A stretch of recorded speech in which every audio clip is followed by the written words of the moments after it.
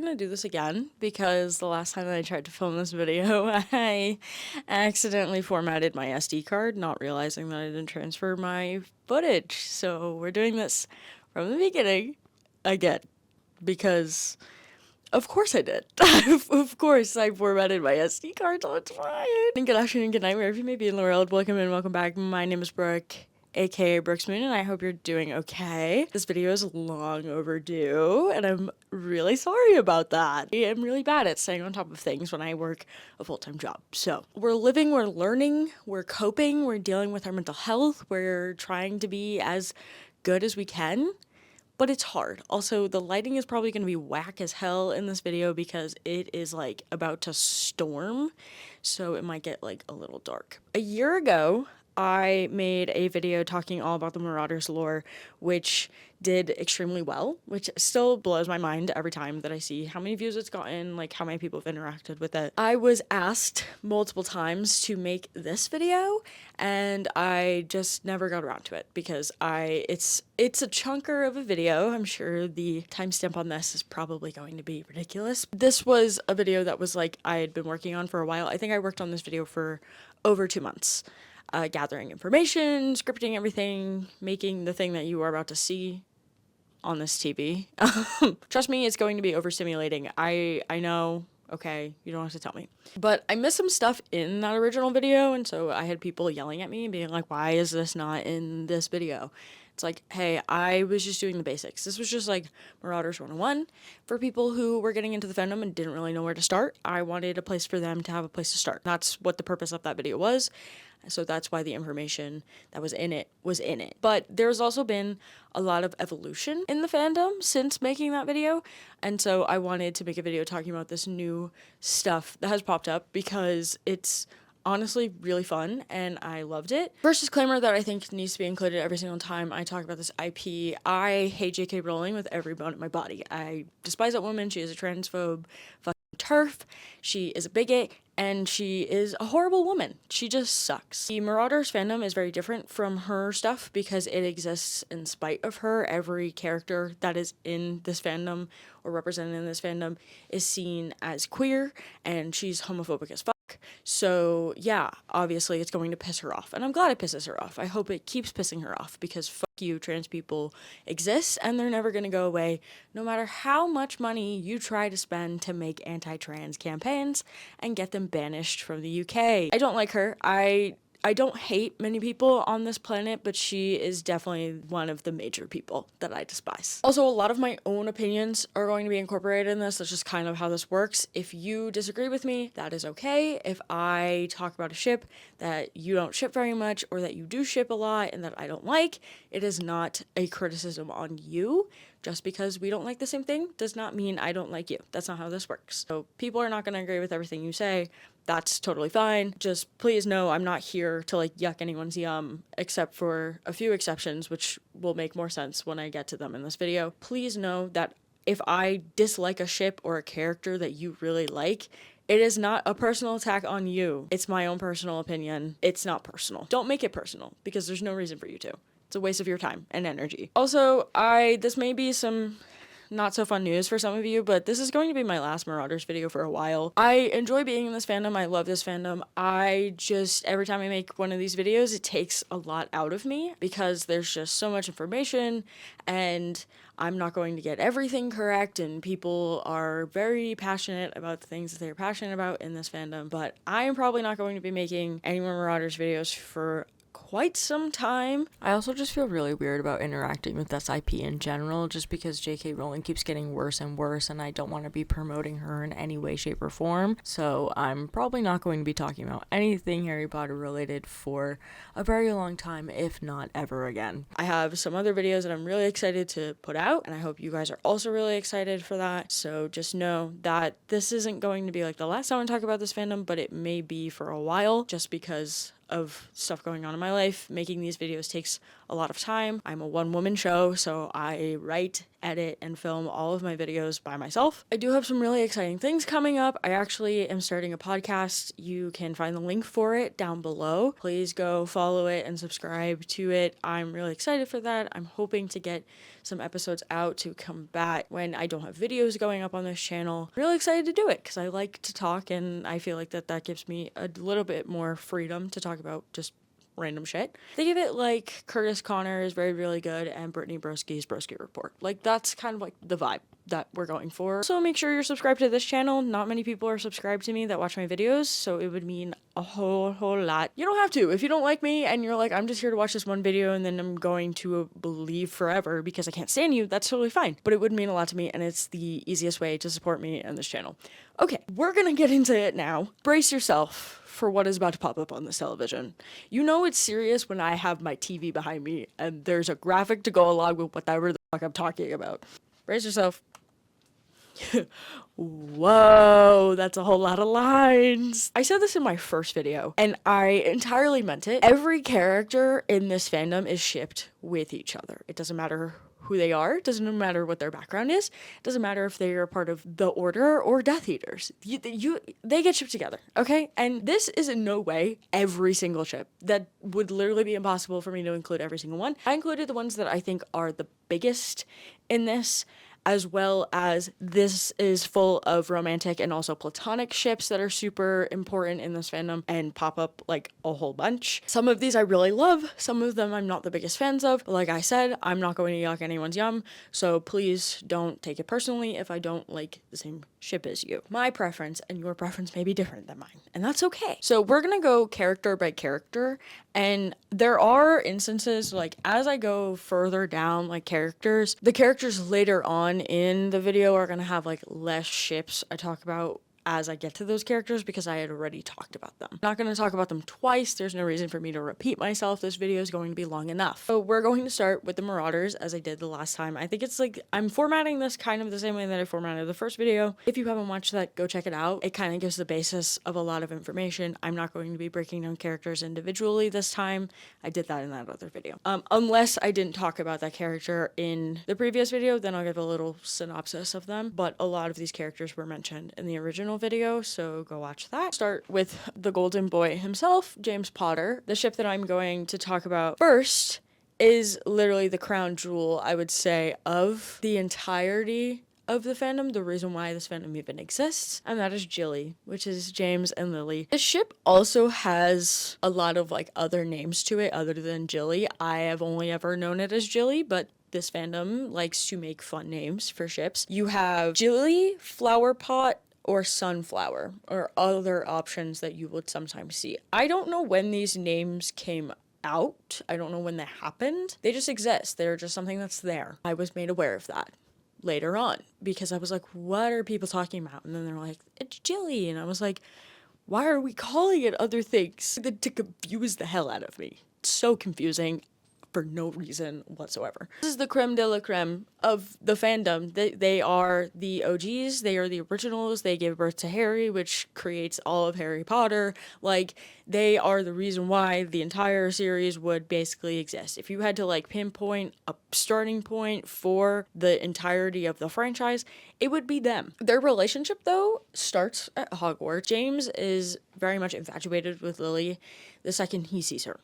During their first year, during the sorting ceremony when she gets sorted into Gryffindor, like, he is like, that's gonna be my wife, and he's 11. He basically falls in love with her pretty much immediately, but it is a very slow burn of a relationship. Lily cannot stand him at first because him and the other Marauders bully Snape, who she grew up with, and they have childhood friends. My favorite headcanon that kind of makes the most sense is that Lily doesn't actually think James is being serious when he says that he's in love with her. She thinks that he's kidding, and then she realizes that he's not kidding, that he actually means it. But she catches feelings for him a lot later in life, and it freaks her the fuck out because it's James Potter. He's like the jock boy of their year. If this was like an American TV show, like, he would be the star quarterback. He's the star chaser of the Quidditch team. It's like football, but British and magical. Beautiful, wholesome relationship is very short-lived though, because, you know, they die, they're 21 years old. I think this is something that is forgotten about a lot of the time, but they were literally 21 when Voldemort killed them. They had Harry when they were 20. So like they were literally babies, and I think that this idea that they were actual children, like not children, but they were so young, was destroyed when they casted like people in their 30s to play them in Sorcerer's Stone.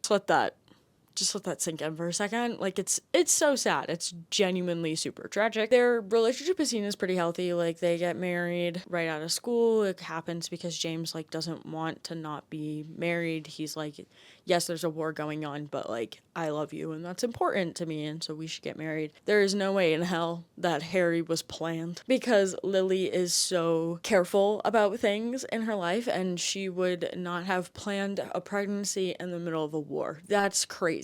I don't think she would do that out of fear of her child living through a war. You know what I mean? Like, in case something bad were to happen to them, which it did. So I guess her worst fears had come true, but there's no way Harry was a planned baby.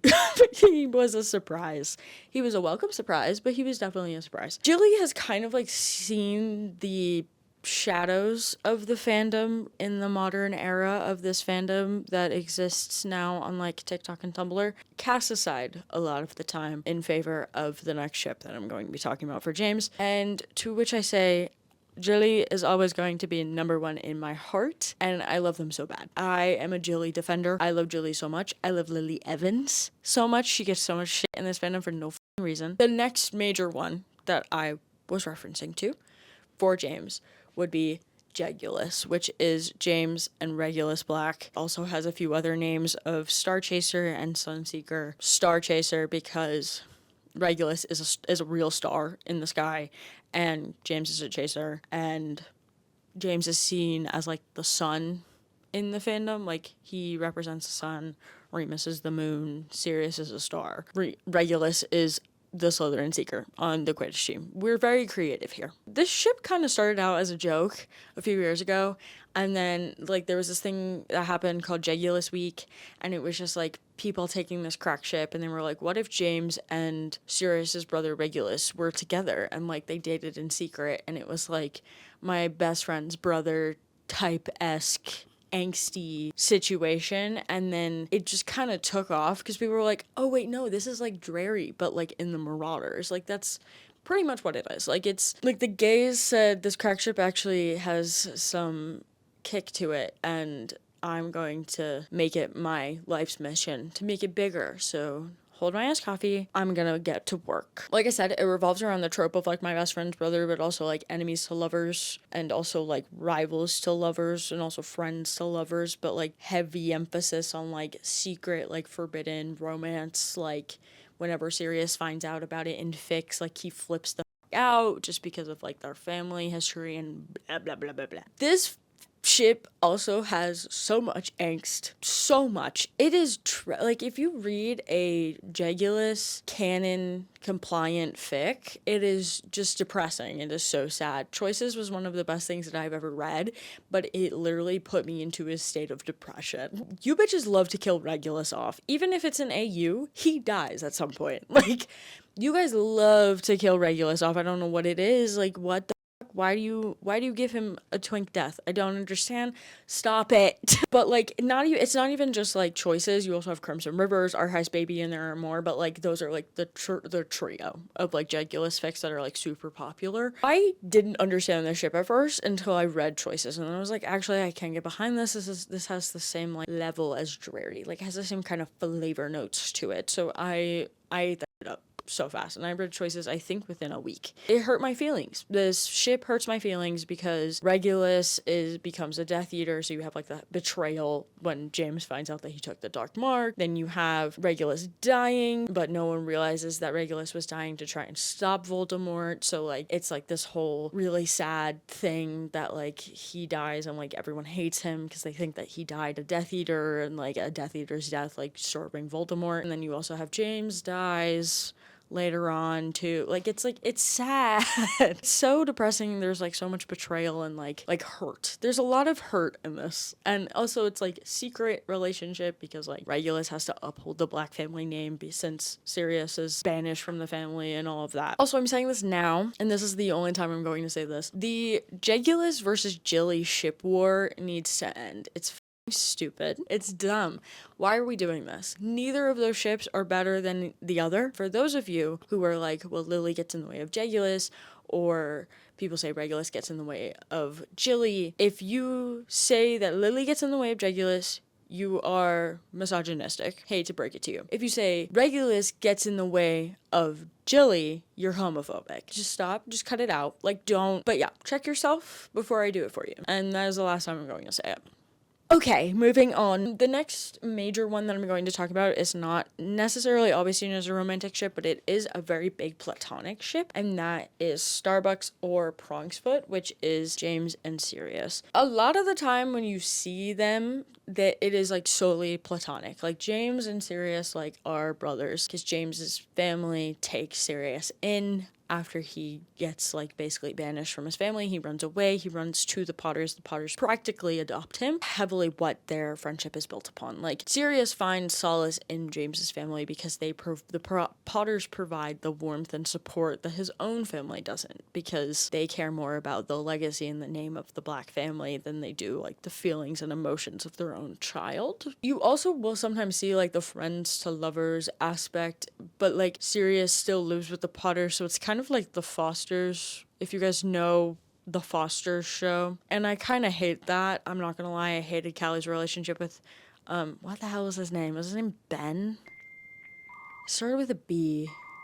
Brandon. I hated Callie and Brandon's relationship so much because it was weird to me. Yes, they're not related, but it's like the concept of it is just strange. I don't get it. It's icky. I've personally never sought this out as a romantic ship. I have seen it before, but like I just think that them as like platonic soulmates is like so important. Like James makes Sirius Harry's godfather for a reason. He loves Sirius like it is his own flesh and blood, and like he would do anything to protect him, which is why James dies and Sirius goes to jail for killing him and is blamed for it wrongfully.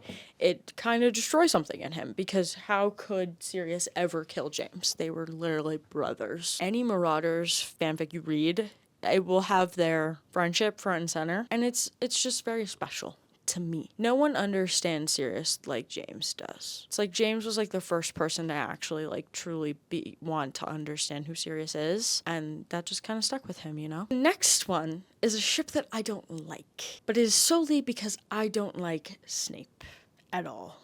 Actually, is Severus or Prince Chaser. That is the ship between James and Severus. I get the potential of this as like enemies to lovers and like the tension that exists there. I get it. Trust me, I understand. As someone who loves the enemies to lovers trope, I can understand why. But what I have a hard time rationalizing is it's not just enemies to lovers. It would literally be a bully romance, which I hate. The bully romance trope is literally just, it feels like Stockholm Syndrome gaslighting. Like, it's not great.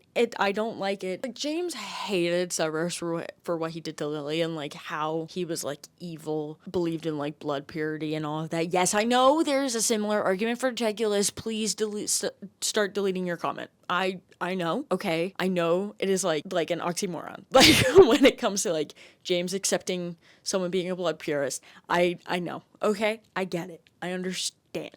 But it's different because Regulus's character is very different from Severus's. Just can't find it in me to like see them forming a romantic relationship. I just can't. I don't know if that is because I don't like Snape. I don't know if that is because the relationship just feels like a bully romance, and when you actually break it down, I don't like it. I know some people love the bully romance trope. Why? I don't understand. This has unwillingly come up on my For You page multiple times, and I hit not interested every single time because I'm like, I can't. There was like a week where like I was just getting Severus edits, like it was like someone was purposefully putting them on my timeline to like get me to like it. I'm like, I'm sorry, it's not gonna work. Like, you're not gonna convince me with this extremely well edited edit.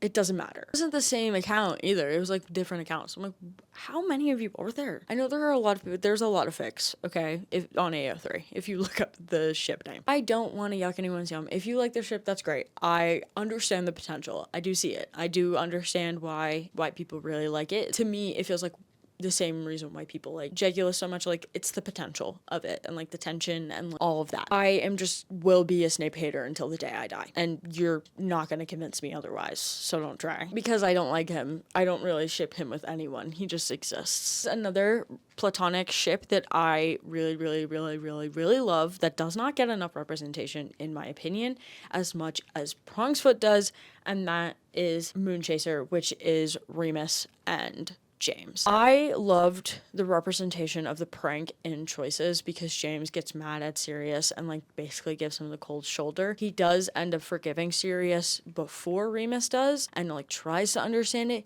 but Remus is one of his best friends too. Like, James loves him as much as he loves Sirius. It would kill him that one of his friends did something to hurt another one of his friends. James still loves Remus. He's always there for him. It is James's idea that they become animagi to like help support him during the full moons. Like, at least that's like the headcanon a lot of the time. It's also just like very rarely ever see it as romantic. So like that also just might just be because I'm not seeking it out, but I mainly see it as like platonic. But if it is like a romantic thing, it's like classic like friends to lovers, but also just like himbo jock and bookworm, because like I said, if this was Americanized, James would be a football jock. You can't convince me otherwise. That's just how it is. That's just how it would be. So, like, it's headcanon that like Sirius is the first of the few to like realize that Remus is a werewolf, but I think James would be the one to like want to approach him on it and like be like, we are here to support you, and we love you no matter what. It doesn't matter that you turn into a wolf once a month. We love you so much. You're my best friend.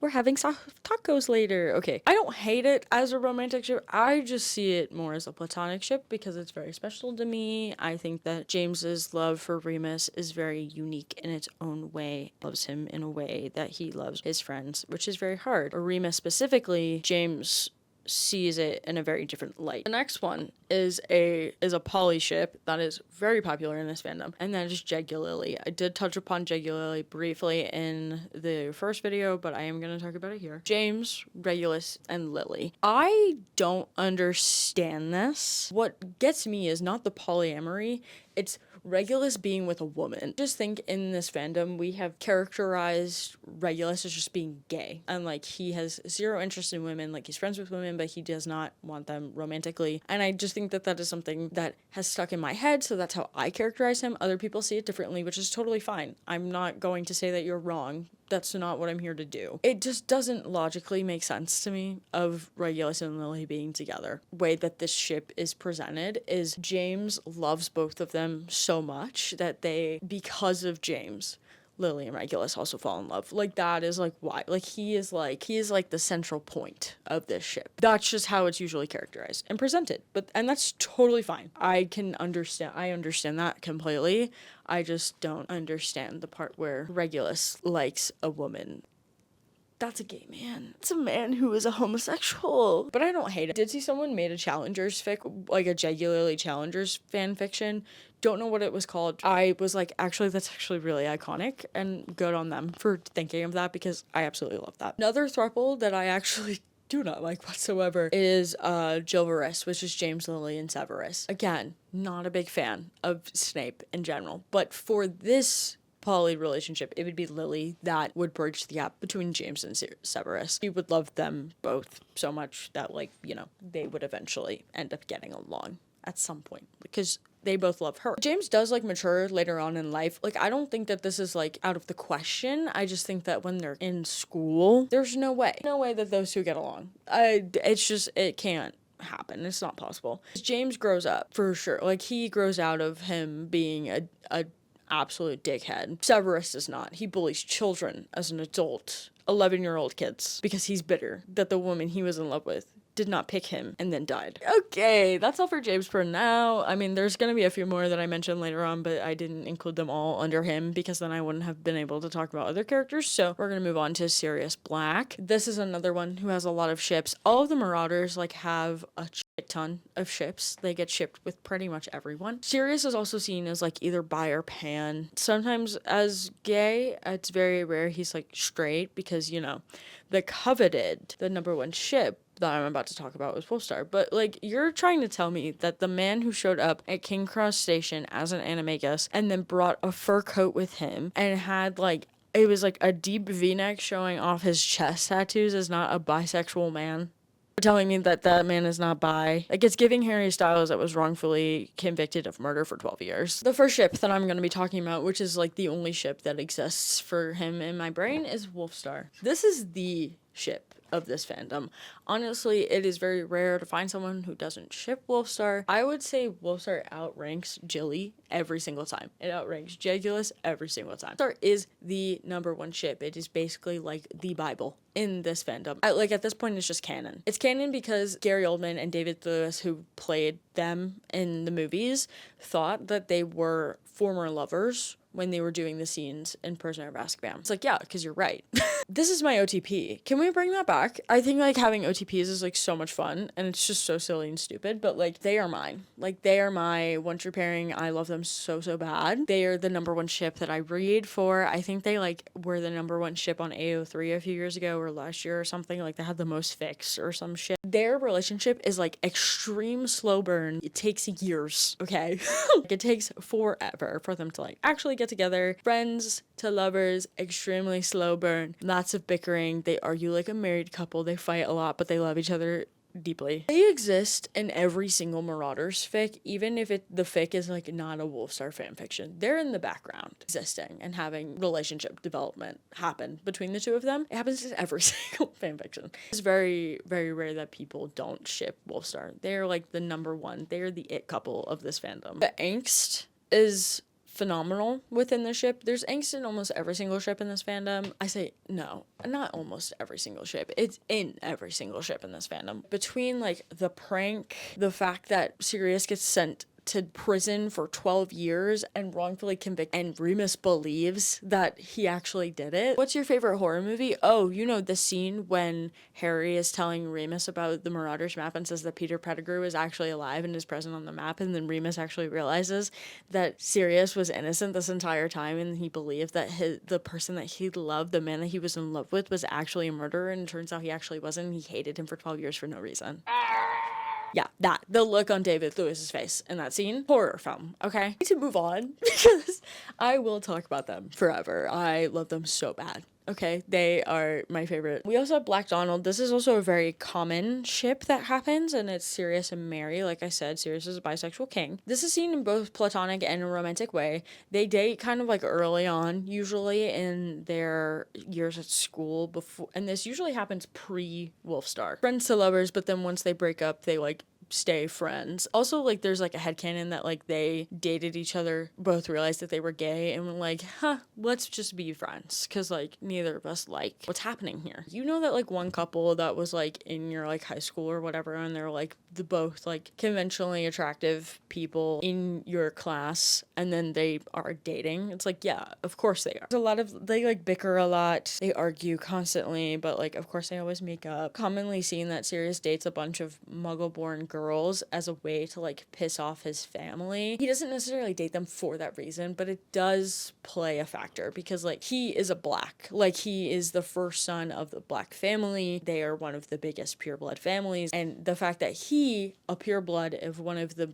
biggest sacred 28 families, is dating a muggle-born girl, it causes some rifts in the wizard racist community. It's not usually a relationship that lasts very long, but they stay friends, and I honestly love their friendship after they are no longer together because it's just really funny, and like Mary will like make jabs at him sometimes. It makes me giggle every time. It is one that is sometimes seen as romantic, but very rarely is more platonic, and that is Black canon, and that is Sirius and Marlene. Kind of seen as both like punk rocky type people. That's how they're like characterized. They just like have the same vibe to a degree. They just get along really well. They're really good friends. Like Marlene absolutely loves him. If it is romantic, it's friends to lovers, obviously. Sirius is close to Marlene the way that Remus is close to Lily, if that makes any sense. It's one of my favorite friendship duos of theirs because like I love seeing like the fan art of like Marlene like helping Sirius learn how to put like eyeliner on. I just love it. It's so great. I love it so bad. Or like them getting like tattoos together. Love it. It's great. Another really great platonic ship that I really like is Lily Pad, and that is Lily and Sirius. Mostly platonic, also sometimes seen as romantic. I saw someone talking about how, like, there's, like, a fic where, like, Lily was able to, like, get away and James was the only one who died, and, like, Voldemort, like, ended up, like, dying or something. Like, Lily lived or whatever. Because Sirius is Harry's godfather, like, she seeks his help to help raise him. Where Remus is in this equation, I have no idea. But, like, I've seen that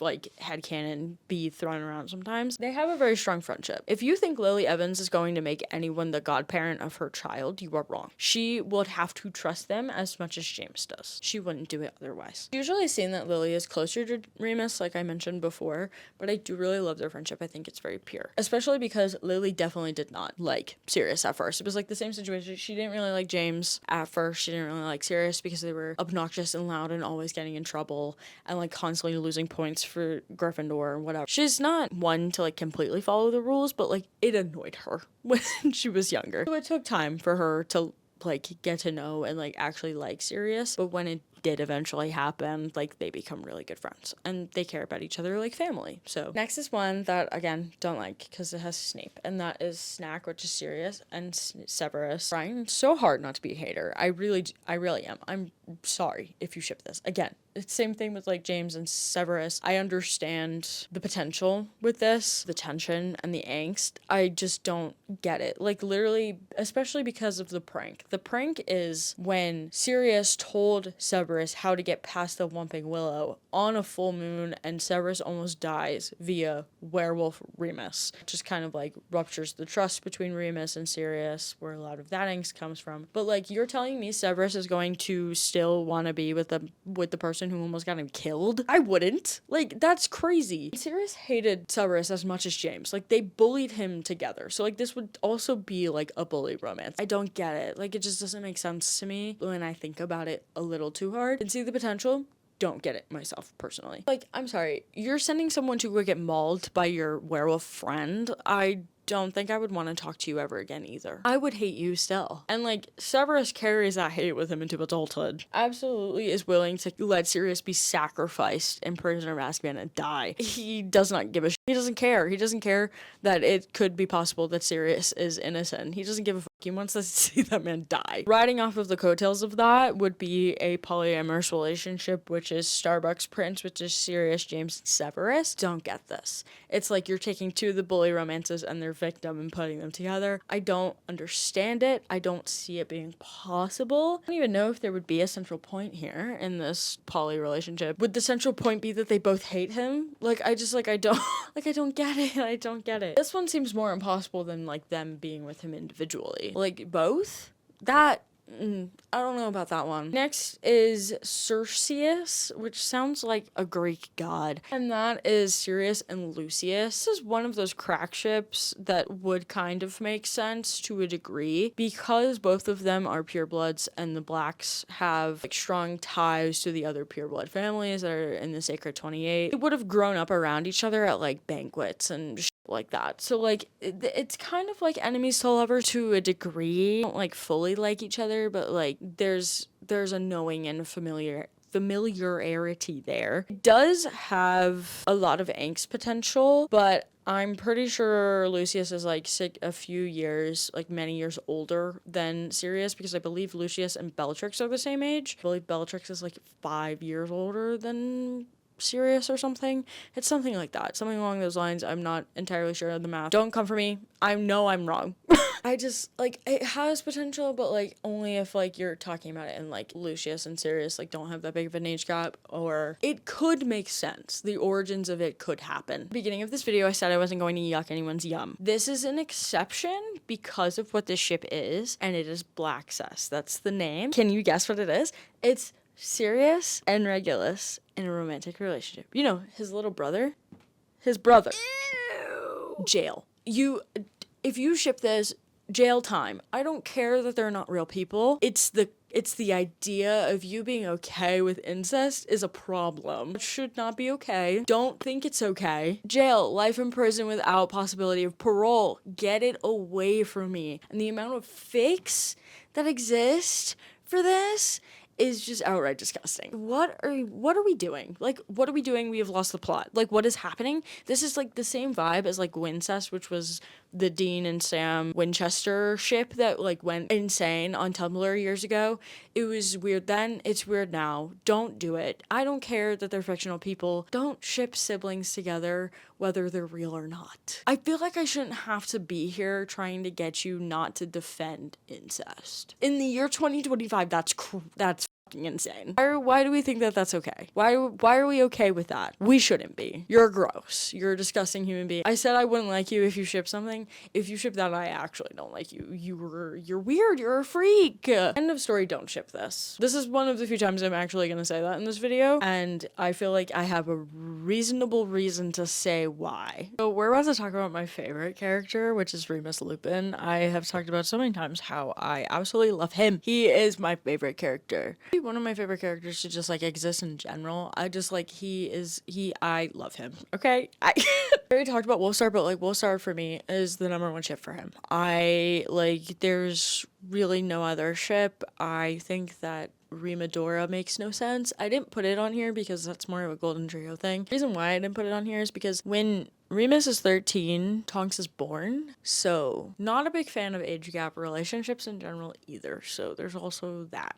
She's literally a child in this era, like actually a baby. So we're not gonna talk about it. It's not important for this. Moving on to one of the friendships that I didn't put in the original video and got yelled at by some of you for not including it, and that is Moonwater, which is Remus and Regulus. There is sometimes some romantic ship of them. Mainly it is a friendship. Love this as a platonic ship so much. I think that they are both very similar in their characterizations to a degree. At least with the original characterization of Remus, he was a bookworm, he was very quiet, he kind of kept to himself, which is kind of what Regulus is like as well. Very closed off, doesn't really talk to a lot of people, which is why I think that their friendship would like work out. And I really love seeing their friendship form because it is a way to bridge the tension and gap and like familial issues between Sirius and Regulus. Remus is kind of the one who a lot of the time will bridge that gap and like help Sirius talk to his brother again. There is a running joke in the fandom that like at one point Remus and Regulus kissed. It was a TikTok that I saw so many months ago. All the Gryffindors and the Slytherins were hanging out and they were playing Never Have I Ever, and someone was like, never have I ever kissed Remus, and like everyone put a finger down, including Regulus, and Sirius was like, what are you talking about? What do you mean? What do you mean? What do you mean? What do you mean? What do you mean? Just really smart, intelligent people. They kind of like can be a little hot-headed. They're very passionate about the things that they care about. They could also come off as like cold and not interested. It's just because they haven't gotten to know you. Love this friendship between the two of them. I think it just makes sense. It would be unlikely friends because of course Remus wouldn't like approach Regulus really. I think he would see that the relationship that Regulus and Sirius have is causing Sirius pain, which would then motivate Remus to talk to Regulus. Moving on to another friendship that I brought up previously, and that is Moonflower, which is Lily and Remus. They are like best friends. They are best friends. This is mainly seen as platonic, and that is mostly because of a comment that Remus makes to Harry in Prisoner of Azkaban, where he says that during a time in which he did not get along with anyone, Lily was there for him. And it is headcanon that that period of time was the prank. James would have gone to Sirius and would have like talked to Sirius about it and probably forgive Sirius before Remus does, and Remus is of course upset by this and doesn't talk to the Marauders for a while just because of everything that happened and what that betrayal meant to him. So he confides in Lily. Lily and him are very close, and so she's the only one that is there for him. I really love their friendship. It's very sweet. Kind of understand each other. Like they don't have to say how they feel, they just feel it. They know how the other person is doing just by being around them. I have friendships like that. They're very special. They're very unique. Like, you can just exist around this person and you like completely understand what they're going through without having to say it. Those friendships where they don't drain your social battery, you could just exist together. That's kind of the vibe here. They lean on each other when they need it most. It's also headcanon that Lily figures out that Remus is a werewolf on her own and approaches him on it a little bit later on. Like, he continues to make excuses and then she's like, dude, I know. Like, are you a werewolf? And he's like, am I gay? Oh, wait, both are true. Also, happy Pride. This is coming out in June.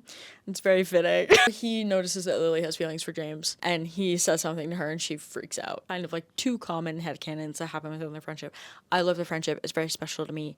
It's great. Another one that I don't like because it is a Snape ship, and then a Snoopin, which is Remus and Severus. I almost said Remus and Lupin. That's his name. I don't know what is with this fandom and shipping Severus with all of the Marauders characters, but this ship has existed far longer. I think this ship has existed almost as long as Wolfstar has, just because of Prisoner of Azkaban. Because in Prisoner of Azkaban, Severus helps brew the Wolfsbane potion for Lupin as he is teaching at Hogwarts. There's kind of some understanding between them. I don't think that like Severus doesn't like Lupin, but Remus is not the one to truly antagonize Severus all the time. It's mainly James and Sirius, which is why Severus hates him so much. Remus, of course, doesn't ever stop them, so because of that, Severus is a little bitter. Understandable. The person who was friends with your bullies didn't actually ever help you, not necessarily took part in the bullying, but never stopped it in the first place. I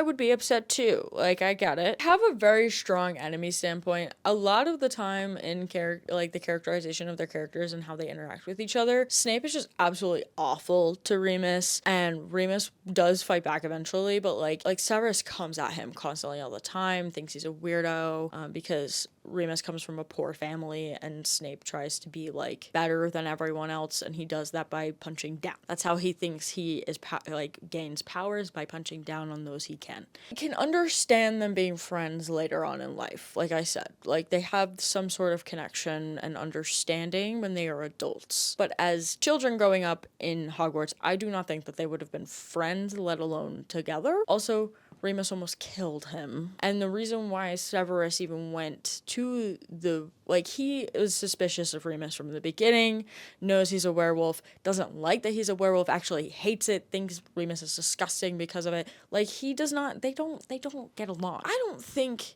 Snape shouldn't be shipped with anyone. I just think him being shipped with the Marauders makes very little sense. See the potential, don't fully understand it. Next is lupus, which sounds like the disease. Remus and Lucius is one that just doesn't add up for me at all because of their social circles, the age difference, etc., etc. With Sirius and Lucius, I understand because they would have grown up around each other, like they come from a very familiar social background. Remus is not. He's a half-blood, he's younger than Lucius is, he's in a totally different house. I just don't see their paths really crossing until later on in life. The only common link could technically be Regulus, because Regulus is still part of that social circle, especially later on because he becomes a Death Eater. That's the only connection I could see between the two of them, because Sirius doesn't talk to Lucius. So it's just, to me, it makes the least amount of sense. Kind of the definition of a crack ship, in my opinion. Crack ships aren't supposed to make sense. They just exist and are there, and you just have to accept it. Now we're going to move on to Peter. Peter has the least amount of ships out of all of the Marauders because the representation for him in this fandom is awful. I said this in the first video. He gets shit on far too much. Adult Peter is very different from child Peter, okay? They're completely different characters. Adult Peter makes stupid fucking decisions and betrays his friends. Childhood Peter would never do such a thing. The recharacterization of Peter that's been happening in this fandom, I'm a full supporter of, because I will get back on my soapbox and preach about how y'all treat him the worst in this fandom out of the four Marauders. Yes, he betrays his friends, but they were friends with him for a reason, and I've said this all before, and I'll keep saying it, okay? This to be included more. You guys exclude him far too much. He's always a background character in fics or just like barely included at all. I think he has so much potential as a character. He's so much fun. It's like an untapped water source. I will get to a few creators who have been giving him justice in this fandom in a second. First ship that I'm going to talk about that I mentioned in my original video was Pebble, and that is Peter and Sybil Trelawney, who I love so much. She is not included enough in the Marauders era. Kind of seen as like outcasts or like the weird kids in their year, so that kind of like bond over that, and they kind of understand each other. It's also headcanon that Peter is sometimes present when Sybil has the prophecy and Snape goes on to tell Voldemort about it, but like he was there, he knows about it as well. I see their relationship as like a cute little puppy love relationship. They would be each other's like first real love, that first love that you have when you're younger, and it's like your first real relationship, and you're kind of like in the honeymoon phase the whole time, but it's not one of those things that's like supposed to last forever. Sometimes it does, but it doesn't with them, obviously, because he turns evil. He becomes the worst version of his character, and I think that she would be absolutely heartbroken at him betraying Lily and James. I also don't think that she would think that he's dead when he disappears and frames Sirius. That's just me, though. I think she's too smart for that. Anyway, it's one of my favorite ships of theirs. The fan art for them is so cute. I love it so bad. It just is literally so precious. Okay, anyway. Next is a ship that I got a comment on the Marauders video recently about, and at the time of me making that video, the ship didn't exist. This was part of the reason why I even made this video in the first place, because it grew in popularity to a level of like Regulus that like has been just like absolutely taking over the fandom, because it's so wild. It's so wild, it's so insane. And that is Gilderat, which is Peter Pettigrew and Gilderoy Lockhart. And the reason why this ship even popped up in the first place was because of a TikToker named Isabella. Give her hell from us peeves. That is their on TikTok. Her representation of Peter has like changed a lot of how Peter is seen in the fandom. I absolutely love how Peter is represented in her mind and the way that she like presents him to the fandom. Absolutely love it. 100% support. But it was this one video of hers that uses an audio clip from Caleb and his podcast where he's talking about like the perfume or whatever, and it's like Peter is saying this to the Marauders, and the Marauders are laughing their asses off as he's telling the story, and the person who has the perfume that he's trying to like figure out who it is Gilderoy. And so that's where Gilderat just kind of like formed, and then people were like, wait a minute, this actually is so much fun, and just ran with it. I'm telling you, the second the gays get their claws into anything, it explodes. If there's any potential in like a gay ship at any point, no matter how insane it may be, it will explode. You will see countless videos of it. And then Salem, who I mentioned in my first original video, who is now one of my mutuals, hey bestie, he was starting to make videos with Gilderat and including Barty in the mix, which I'll get to that later. But like Barty being jealous of Gilderoy and Peter, which then goes back to the whole party van situation. I will explain that later. So like that added fuel to the fire, because both Isabella and Salem both have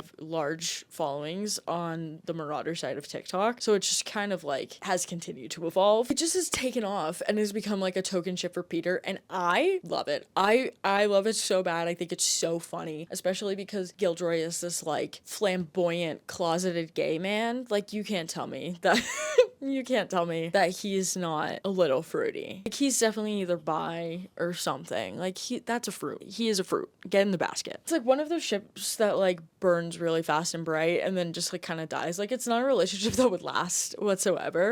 It's fun. It's a fun crack ship that I think is just so silly. And like, yeah, Gilderoy is a Marauders era character. Like he would exist within that time, and I think a lot of people forgot that. Like, there are so many smaller characters in this fandom that people are like, oh yeah, wait, they do exist in this time period, and they just kind of like pop up and explode. Okay, following that, I thought I was going to bring it up, which is Party and also Party Van. So we'll start with Party first. Party is the ship between Barty and Peter. Starts in school as like a secret, and then they kind of like reconnect years later. Kind of explains like where Peter would kind of get the idea to join the Death Eaters in the first place. It's like, yeah, if you have a crush on a hot guy and he's like, join us, you're gonna be like, okay, I'll join your cult following whatever the fuck, I don't give a shit. Also, they bring back Voldemort together later on. Like, it's the two of them. Like, it's Peter and Barty in Goblet of Fire to bring Voldemort back. When you reconnect with your toxic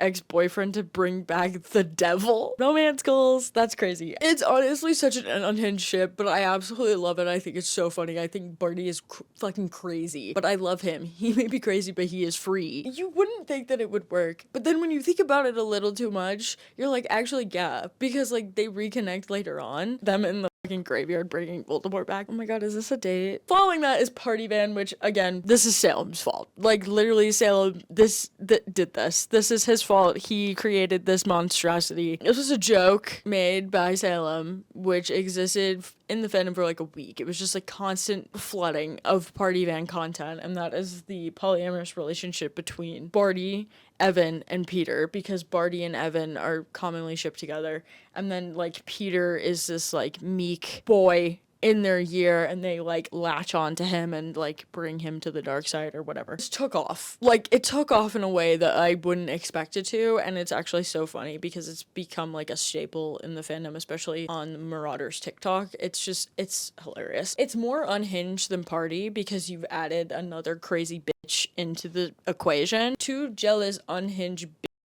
take on the meek boy who is shy and has trouble stringing a sentence together sometimes. Okay.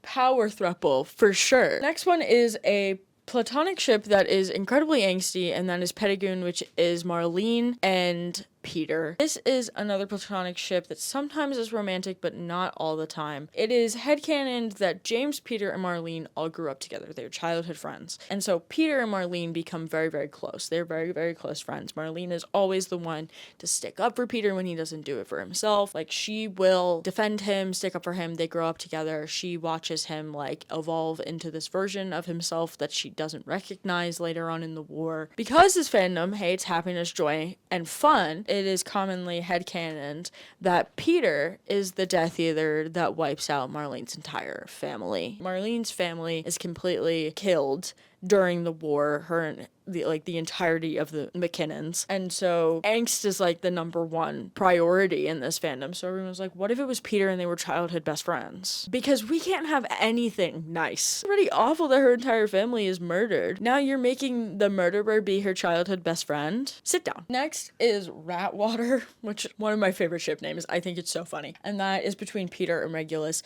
This is a crack ship that happens later on during like the war and everything, when Peter has become evil. A lot of the time, that's usually when it starts. Seen it as platonic, sometimes it's seen as romantic. I've seen it as romantic more than I have platonic, because genuinely, I don't think Regulus would befriend Peter during school because he would like look down upon him. Closer during the war, of course, because Peter is double agent. It depends on what type of figure reading. If Regulus happened and Regulus finds out that Peter is like a spy in the Order and is a Death Eater, he would hate Peter because James. Very convoluted situation that is dependent on the details of whatever you're reading. Lastly, for Peter, Prong's Tale, which is Peter and James, and like I said, it is mainly headcanon that James and Peter are childhood best friends. They go into Hogwarts already being best friends. They grew up together. They grew up in the same village. Usually it's purely platonic, and it's also very tragic because Peter is the one to betray James and Lily and gets them killed by Voldemort. It hurts in general, but it's even worse if like that's someone that he grew up with. Like they were raised together for 11 years and then like you're gonna betray him. Like that is a knife to the heart. And of course, like when Voldemort shows up, James thinks that Peter's also dead. He thinks that Peter was probably tortured by Voldemort and killed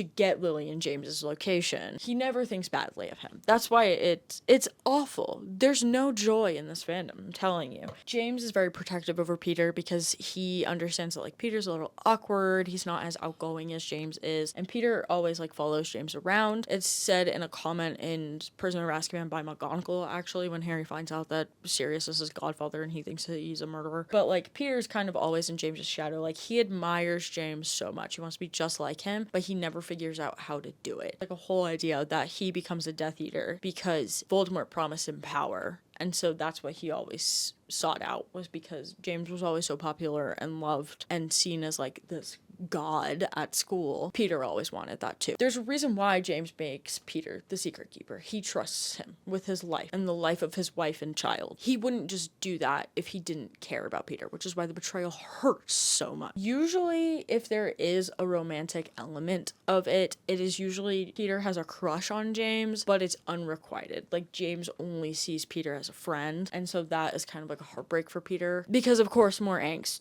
Throw unrequited love in there too. Why don't you? That's all of the ships for Peter and all of the Marauders. We're going to go on to the Valkyries, or the Gryffindor girls. I'm going to start with Lily Evans. Like I said, Jilly is kind of like the #1 ship for her, but there's also the worst third option, and that is Snilly. I hate this ship. I'm sorry. I'm gonna say it outright. The ship between Severus and Lily, I don't like it. I don't support it. I'm not here for it. The whole, like, headcanon that, like, Harry is actually Snape's son. No, get away from me. He looked like a spitting image of his dad. Everyone tells him that. There's no way he is Snape's kid. This is a very common ship because Lily and Snape are childhood friends. They go into Hogwarts together. They grew up together. They were both considered, like, freaks, because Petunia calls Lily a freak when she realizes that she is magic and she gets accepted to Hogwarts. Severus is a half-blood, so he grew up in a Muggle town, the same town as Lily. I don't like this ship because people say that Severus loved Lily. I don't think it was love. I think it was an obsession. And then when he called her a slur and she decided she couldn't defend him anymore, he gets bitter. And it becomes an obsession because he couldn't control the narrative and have her. It's like a I can't have her so no one can type situation. It's very toxic. I don't like this relationship. I think it's like a failed friendship that happens because they both go on two different paths. It's not love, it's obsession. He's obsessed with her. There's a difference between the two things. And you're going to try to tell me that Lily Evans would not hate him for how he treats her son? When he dies later on and she's in the afterlife, the first thing she's gonna do is smack him upside the head for how he treated Harry while he was growing up. Like, I know she's fuming in the afterlife every time she sees the way that Snape is with her son. Starts off like they bond because they're both considered, like, weirdos and outcasts and they don't have anyone else, so they have each other. That's really sweet. But then once they get to school and he realizes that she's on a very different path than him and she starts hanging out with people he deems unworthy, it, like, changes the whole thing and their relationship becomes very toxic. 9 times out of 10, it's like, if this is a ship, it's seen as romantic. I don't get it, but to each their own. Also seen as a friendship very commonly in the fandom as well, that just kind of, like, falls apart and everything. I could see them, like, dating when they're, like, really young. You know how, like, when you have, like, a relationship in middle school, it's a relationship, but it's not a relationship. Like, you're still very much a child. You're still a kid. Like, you don't fully understand what a relationship is. That's what it would kind of be like. And then I think that Lily would just be like, actually, I don't want this. Like, we can just be friends. And he doesn't like that answer. I'm a Snape hater. I said this at the beginning and it's not gonna stop. Why would you call the woman that you are supposedly in love with a slur in front of everyone? That's crazy. I touched upon it before, but regularly, which is between Regulus and Lily, one point of the Jegga-Lily throuple that I talked about, very rarely shipped on its own, but I have seen it happen before. It doesn't make sense to me. I don't fully understand it. It makes less sense to me as a duo than it does as the throuple. It has nothing to do with Lily. It has everything to do with the fact that in my brain, Regulus is a gay man. Lily definitely would not like Regulus at the beginning, in my opinion, but it's like one of those situations where she also tries to see the good in people, so the more she would get to know Regulus, I think that something would form between the two of them, so kind of like enemies to lovers or like rivals to lovers type type, do think that, like, as they get to know each other, Regulus would have so much respect for Lily because she's incredibly intelligent. He would have mad respect for her because of how smart she is and how good she is with magic, especially because she's also in the Slug Club, as is Regulus, so that would be a place where their paths would cross. Both, like, incredibly talented when it comes to potion making, and Slughorn, like, takes that into account. Could see a relationship forming from there. This is my academic boyfriend that I see solely in this club that I'm in with a teacher who's kind of a weirdo, but it's fine. Next is Sicily, which sounds like a Sicily. The names of these ships are so funny. A ship between Narcissa and Lily, and as wild as this pairing kind of seems, it makes sense in my brain. I think they are very similar in the values that they hold. Both are deeply caring people and wear their hearts on their sleeves and will do anything to protect the people that they love. Lily dies protecting her son. The reason why Harry even lives in the first place is because of the motherly love that she has that kind of warps the killing spell when it hits Harry, which gives him the scar. Narcissa lies to Voldemort to save her son. She lies and says Harry is dead so she can get back to her son. Have this level of love for their family and their children. Not that like they would meet later on, but like they have the same core values. So it would make sense if they cross paths, they would go like friends to lovers type situation. How they would cross paths,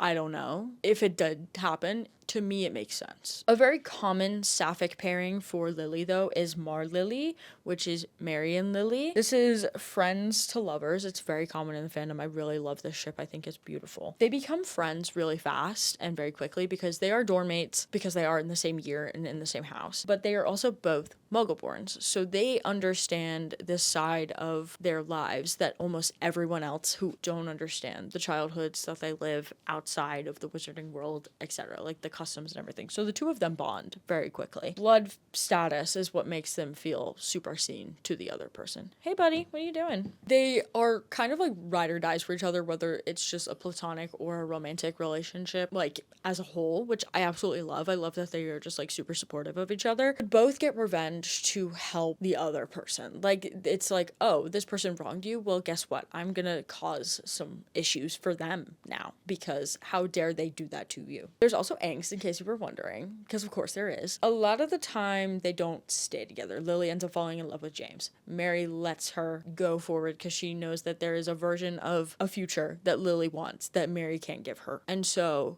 she is like, yes, you go, marry James, you guys get together, whatever. When Lily dies, it sends Mary over the edge. It's headcanon that Mary obliviates herself and erases all of her memories after Lily and James die because the death of Lily is just too hard for her and she can't bear living in a world where Lily Evans doesn't exist.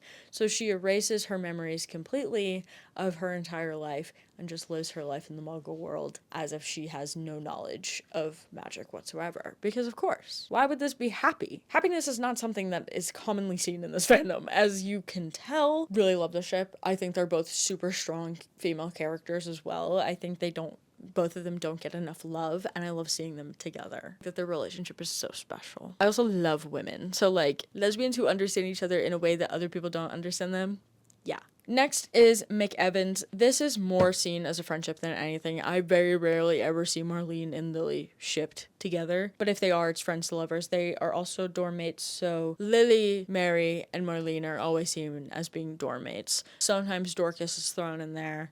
She's kind of ambiguous when it comes to her house. People put her anywhere. Mainly in Slytherin, sometimes in Gryffindor, sometimes in Ravenclaw. It depends. It really does. This also isn't shipped as a romantic ship, often just because of Marlene's core ship, which is with Dorcas, but I'll get to that in a bit. Their dynamic is a lot of fun. It's very different. Like, Marlene is a little bit more chaotic than Lily is, and I think Lily is kind of like the mom friend in a way, so she's kind of like trying to make sure Marlene doesn't kill herself by doing something stupid. Lily isn't completely a rule follower, but she does end up being head girl, and so like she cares to a degree. Like she'll bend the rules when she has to, if it means doing what she needs to do for someone that she cares about. Marlene is usually seen as not really caring about the rules too much and will break them. Kind of a very interesting dynamic, but they are best friends. They're very close. Mary and Marlene are Lily's girlies. Like, they're best friends. They're girl best friends. Other common sapphic ship for Lily is Red Panda, or Panda Lily, which is Pandora and Lily. I am obsessed with this sapphic ship. I think it's so cute.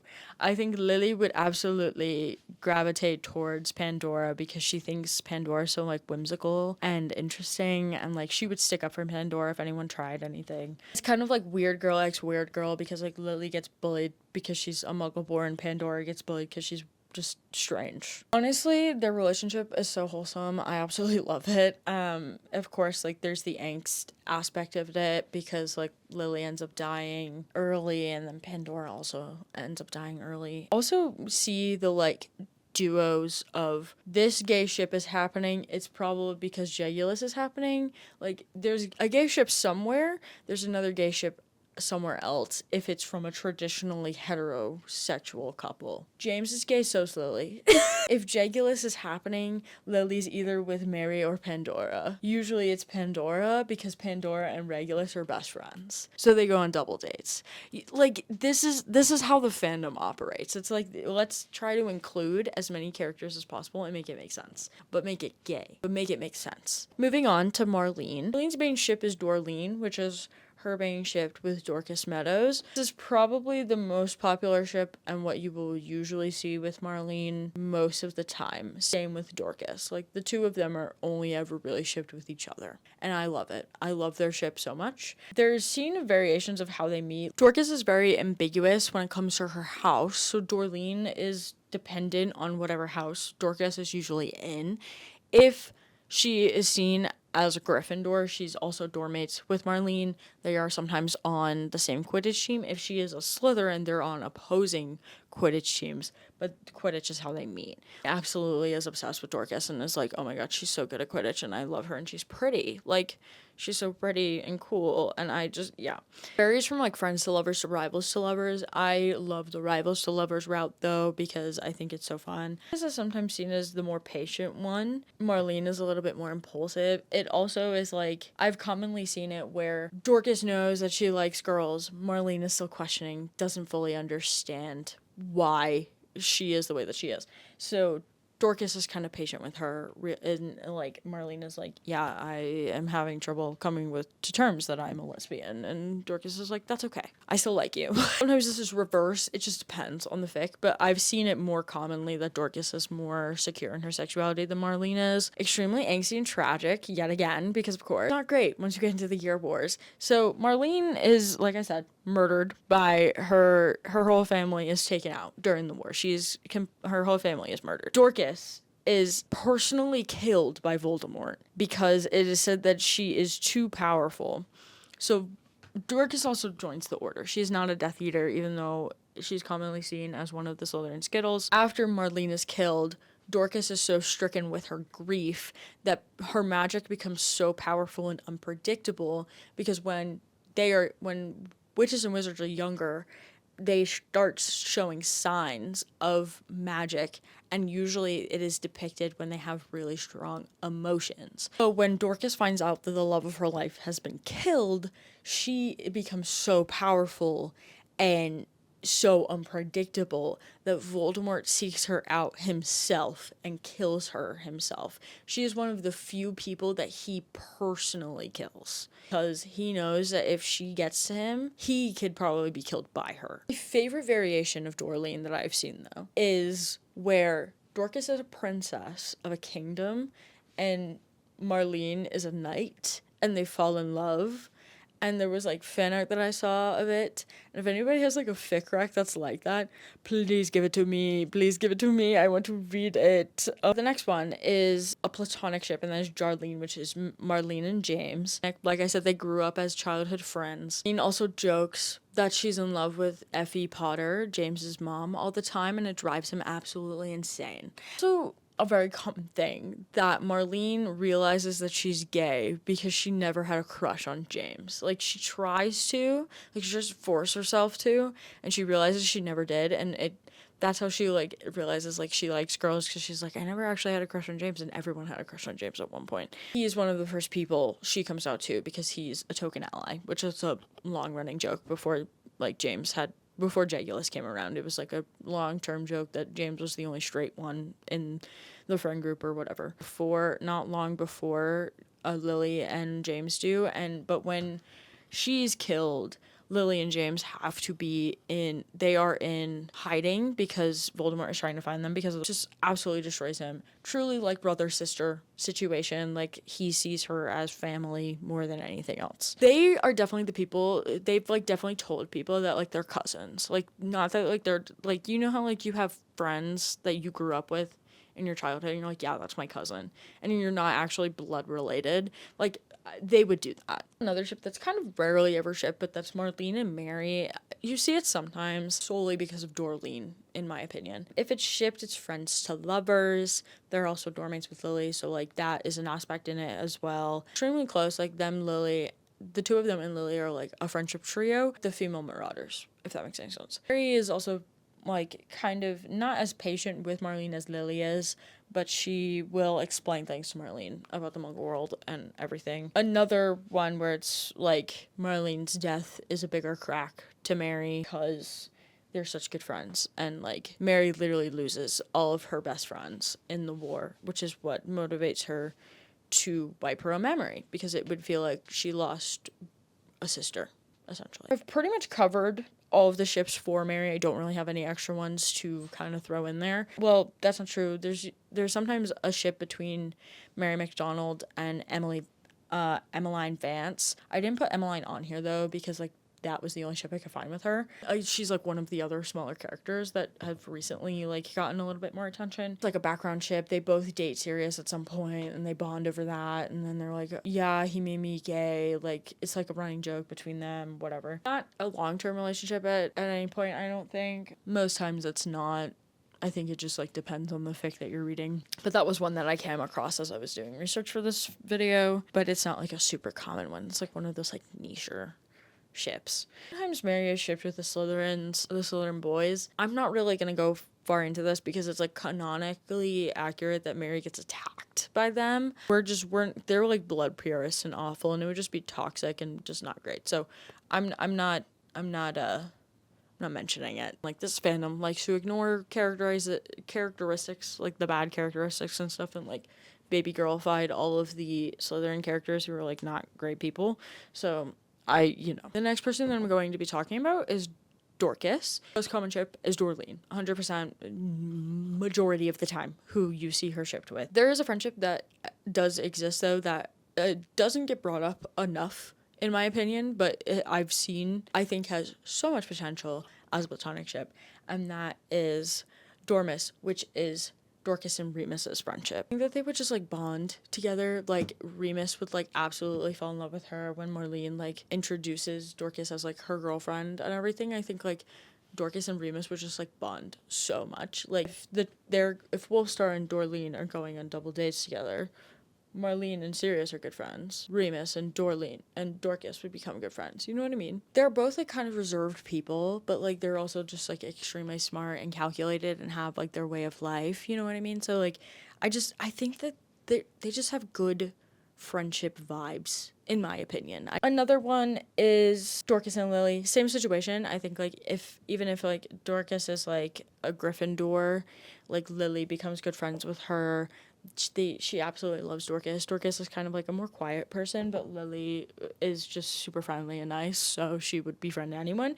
When it is an instance of like Dorcas is in Slytherin and Dorleen happens, Lily would be a little bit overprotective of Marlene to a degree, but she would just like absolutely bond with Dorcas and they would just become besties because Lily is a girl's girl through and through. One of the bigger platonic ships for Dorcas though is Rhodox, which is Dorcas and Regulus. Dorcas is usually seen as a Slytherin skittle in the more modern fandom, and her and Regulus become good friends. They kind of are characterized as having the same kind of like humor that's like kind of dry, very sarcastic, can be very reserved, but they just like, Regulus has this like utmost respect for her, and also they're both on the Quidditch team, so like Regulus would have a bunch of respect for her as well.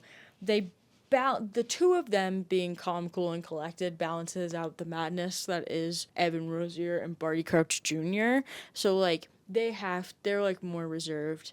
and everything. Very powerful duo. But of course there is angst. Dorcas finding out that Regulus took the dark mark would like absolutely destroy her because she does join the order. I don't think Dorcas is a pure blood. I'm not 100% sure, but join the order and seeing her 3 best guy friends become Death Eaters would just like absolutely ruin her. Of course, because of how close they are, she also understands that it's a complicated situation because Regulus is just doing what is expected of him by his family, and she knows that he can't escape that.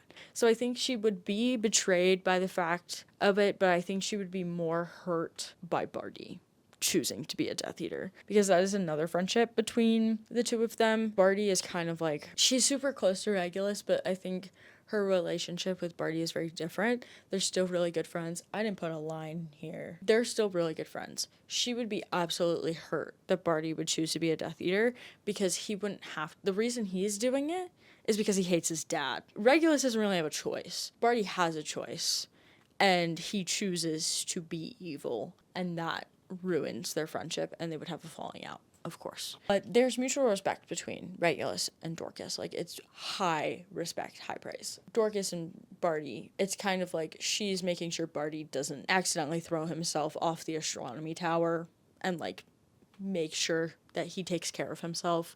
Kind of like the mom friend to him specifically. Moving on to Regulus Black. Like I said, most popular ship for him is Regulus. Probably number 1 for Regulus. However, there are a few other ones, including Bartolus, which is the ship between Regulus and Barty. This usually happens before Jegulus happens and Rosekiller occurs, if those words mean anything to any of you who understand this already. It's never supposed to be endgame. They are just kind of like in relationships. Sometimes it's seen as like super toxic, a relationship that's very short, doesn't last very long. They didn't stay friends after the fact because it was kind of weird that they were dating. It's like those friends that you have that like, it's like, okay, we're super close. Like, what if we were dating and then you date and you're like, actually, no, this is weird. Like, we just need to be friends. Because their relationship as boyfriends is more toxic than their relationship as friends. It's the pre-relationship before the end game relationships. Sometimes. Regulus gets annoyed as fuck by Barty all the time, for sure. He finds him very infuriating and annoying, but they're still very close and good friends. There are, like, a little bit of tensions, though, because Barty is, like, headcanon to be kind of jealous of the fact that Regulus was picked to be a Death Eater at the age of 16. Like, he takes the mark at 16. Barty finds out and is kind of like, why couldn't I do it? Like, and like I said, like, Barty takes the mark to spite his dad. Regulus takes it because he doesn't have a choice. So it's like, Barty wants to be this, like, huge Death Eater, like, icon in a way, because to him, that's a way for him to get power. Regulus doesn't want that. He's just doing it to survive and make it through, and so his family doesn't get murdered by Voldemort. So this is truly a chaotic ship. I am not gonna lie. Like, it's actually insane. And it never lasts because it's so wild and toxic. I love it. I think it's so fun. I think it's such a fun pairing to have. Kind of opposite in a way, to a degree. They're both, like, super intelligent, though. It's, like, smart and he doesn't have to try. Regulus is smart and tries a lot of the time.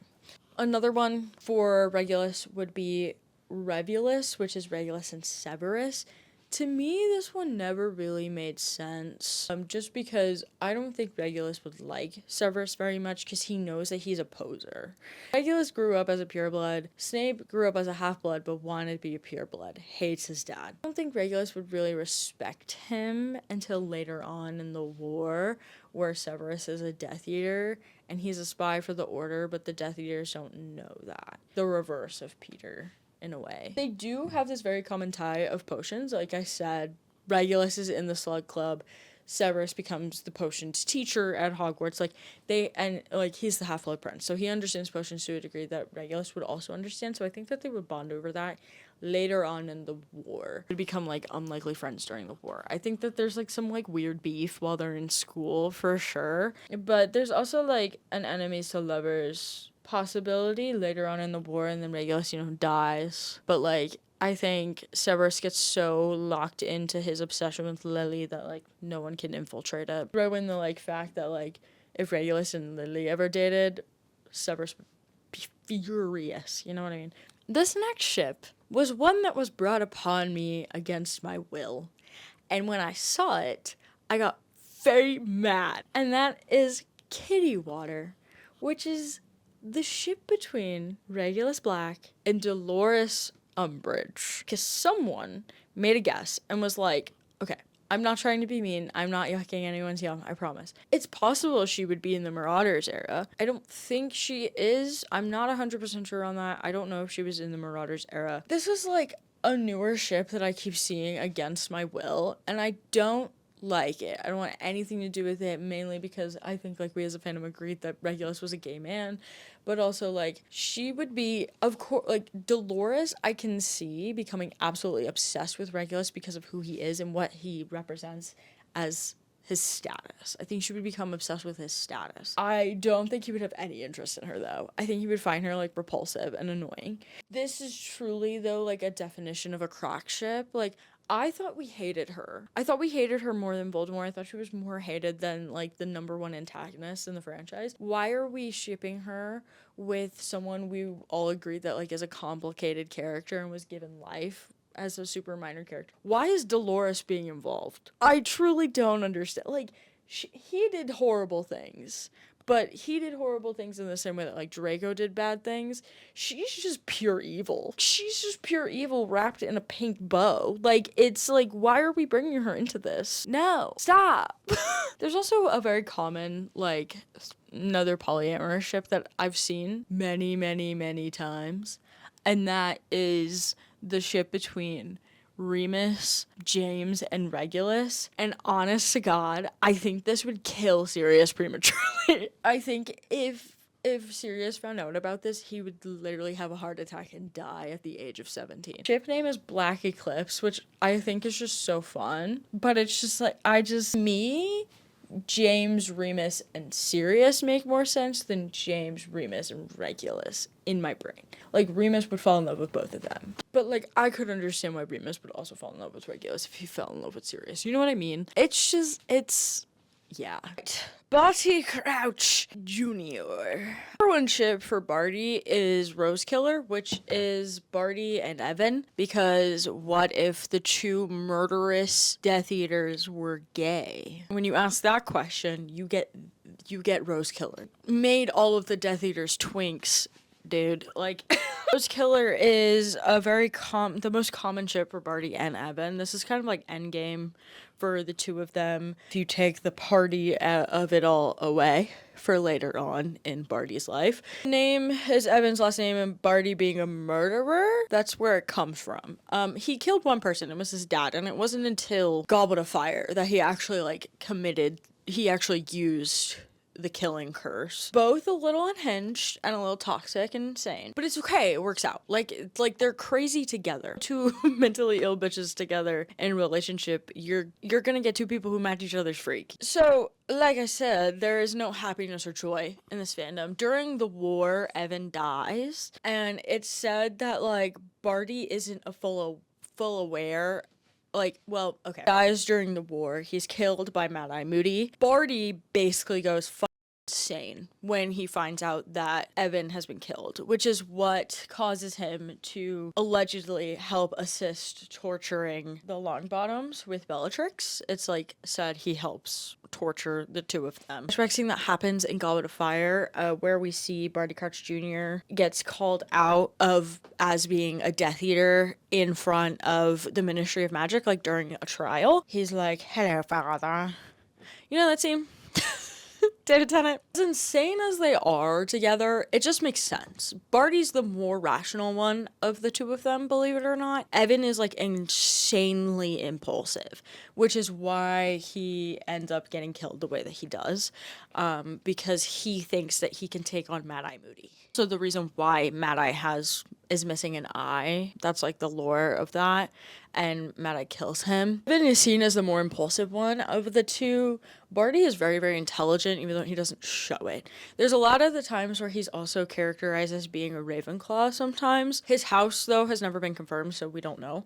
But most of the time, they're both in Slytherin, and they're dorm mates with Regulus. So it's like friends to lovers type situation, even though they're both insane. And my favorite thing is that Regulus and Dorcas have a bet to see how long it takes for Evan and Barty to get together. Regulus has been rooting for them to be together forever, and it takes them forever to realize that they have feelings for each other, and both Dorcas and Regulus are like, when do you think they're finally gonna realize that they actually like each other? And just admit it out loud. Yeah, I get it. Like, I do. I understand. I would say Dorcas definitely wins that bet. 100%. Another one that I've seen, which is just, it's more of like a platonic ship than a romantic ship. However, I have seen it shipped romantically because of what happens later on in the timeline.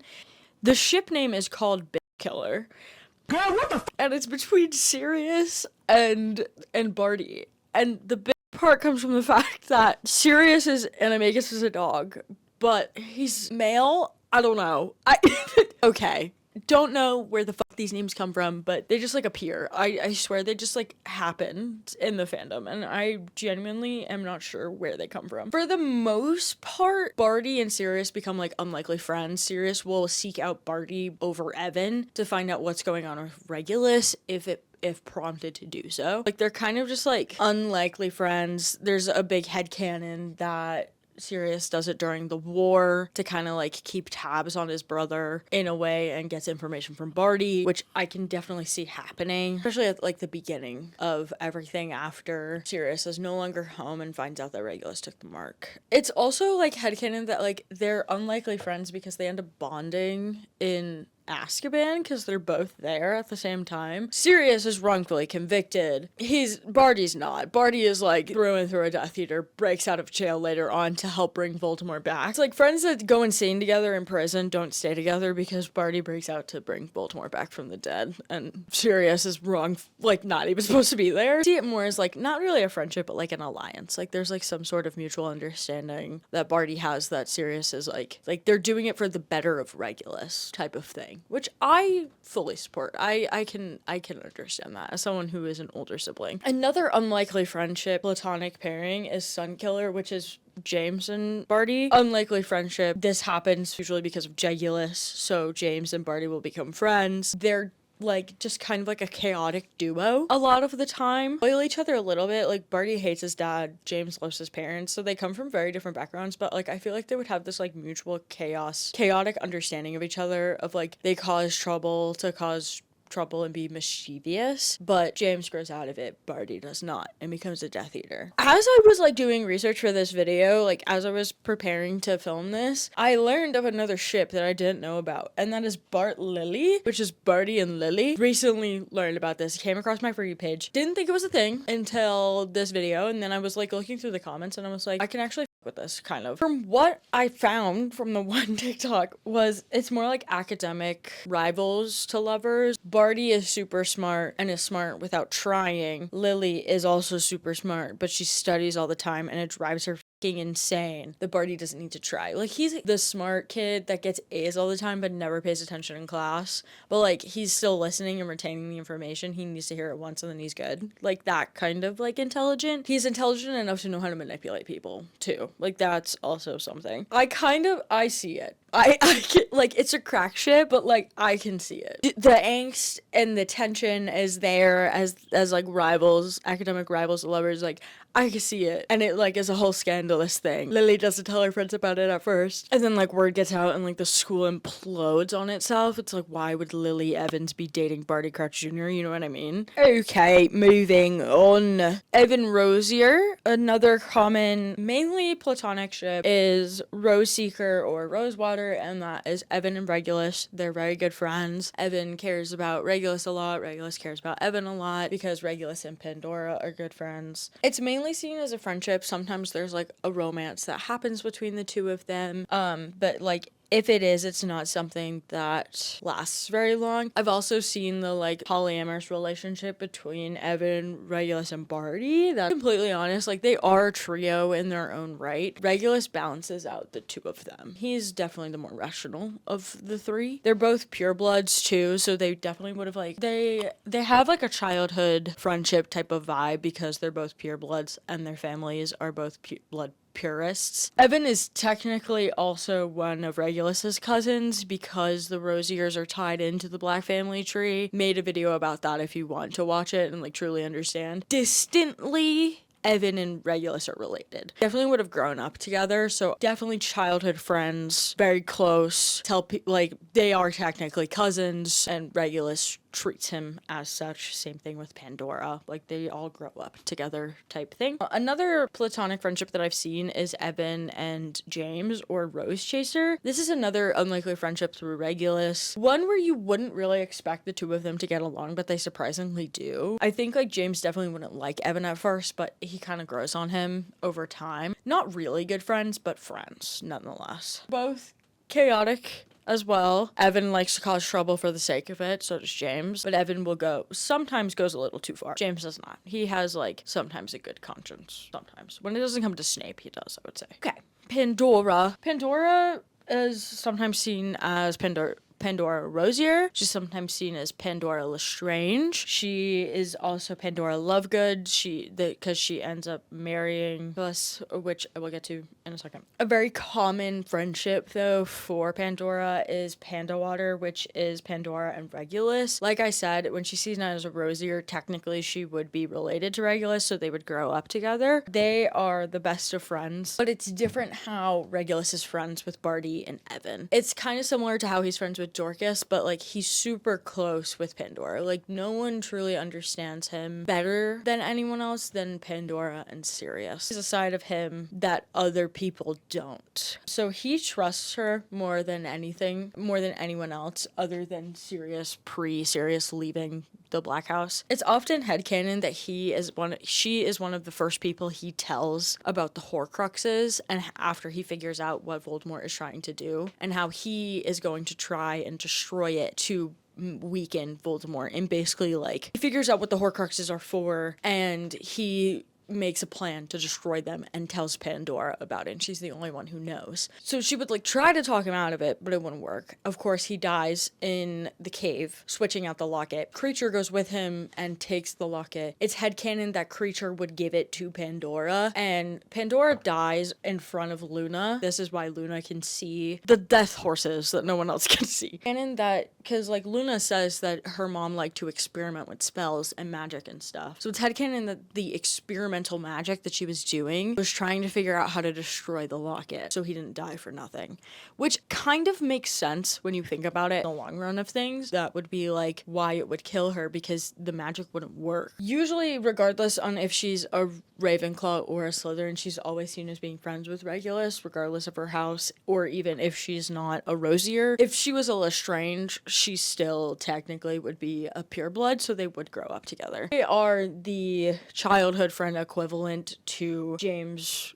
Peter, and Marlene. So like the Slytherin, quote-unquote Slytherin version of that would be Regulus, Evan, and Pandora. A popular polysapphic relationship for Pandora is Pan Lily, which is Pandora, Mary, and Lily. Love it. I love it. Put all the girlies together. The girlies are so powerful individually. Let them kiss. What's wrong with that? We love lesbians. I love women. The common core is definitely Lily in this situation, because like Pandora's never in the same house as them, so like Lily would meet Pandora, she would introduce Pandora to Mary and Pandora would be like infatuated with each other. I think Mary would like absolutely fall in love with Pandora at first sight. Then we have Xenodora, which is canon. This is Pandora and Xenophilus. They have Luna together, they get married. One of the few canon ships that actually exist within this fandom. It's get ignored a lot, which I don't like, because Xenophilus is such an interesting character. Like he has so much untapped potential. Meet in school. Obviously,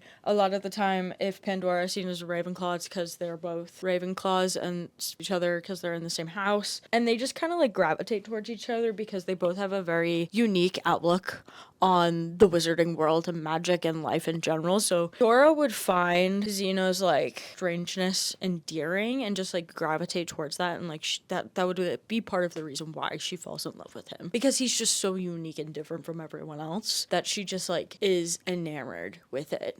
that's kind of like the vibe. Also, I just think that their relationship is so pure because, like, after she dies, he has to raise Luna on his own. And Luna says that he cries all the time because he misses her so much, which, like, that's so pure. Like, they truly loved each other. Now, moving on to a misc character that I think deserves more recognition in this fandom, and that's Kingsley Shacklebolt, whose name is nothing but a symbol of J.K. Rowling's racism. We need to be paying more attention to Kingsley because he is one of those characters that is brought up every now and again, but not enough. I love every single one of his fan casts that he's been fan casted as. Love it. Eat it up every time. I don't know if we know what Kingsley's age is. If I'm wrong, please correct me. I've seen that he is the same age as the Marauders.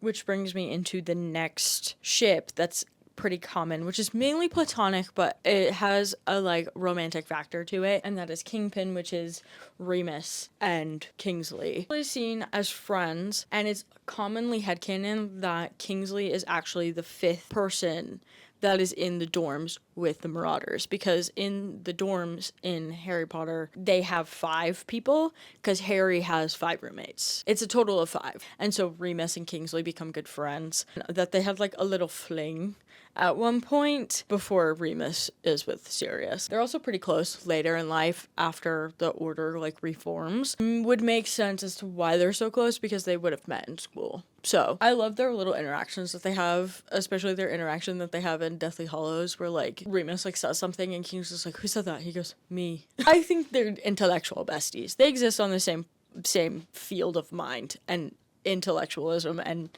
just I think they're like best buds. Not as close to Kingsley as the Marauders, obviously, but Kingsley definitely is friends with all of them. I think it also like Kingsley doesn't want to be involved in their antics, because I wouldn't either. And a similar one would be Black Bolt, which is Kingsley and Sirius. It's headcanon. I've seen this headcanon a few times. It mostly exists in Golden Era, the Golden Trio era, which is Kingsley's one of the first few people to welcome Sirius back after he escapes from Azkaban, because he knows that Sirius was not guilty.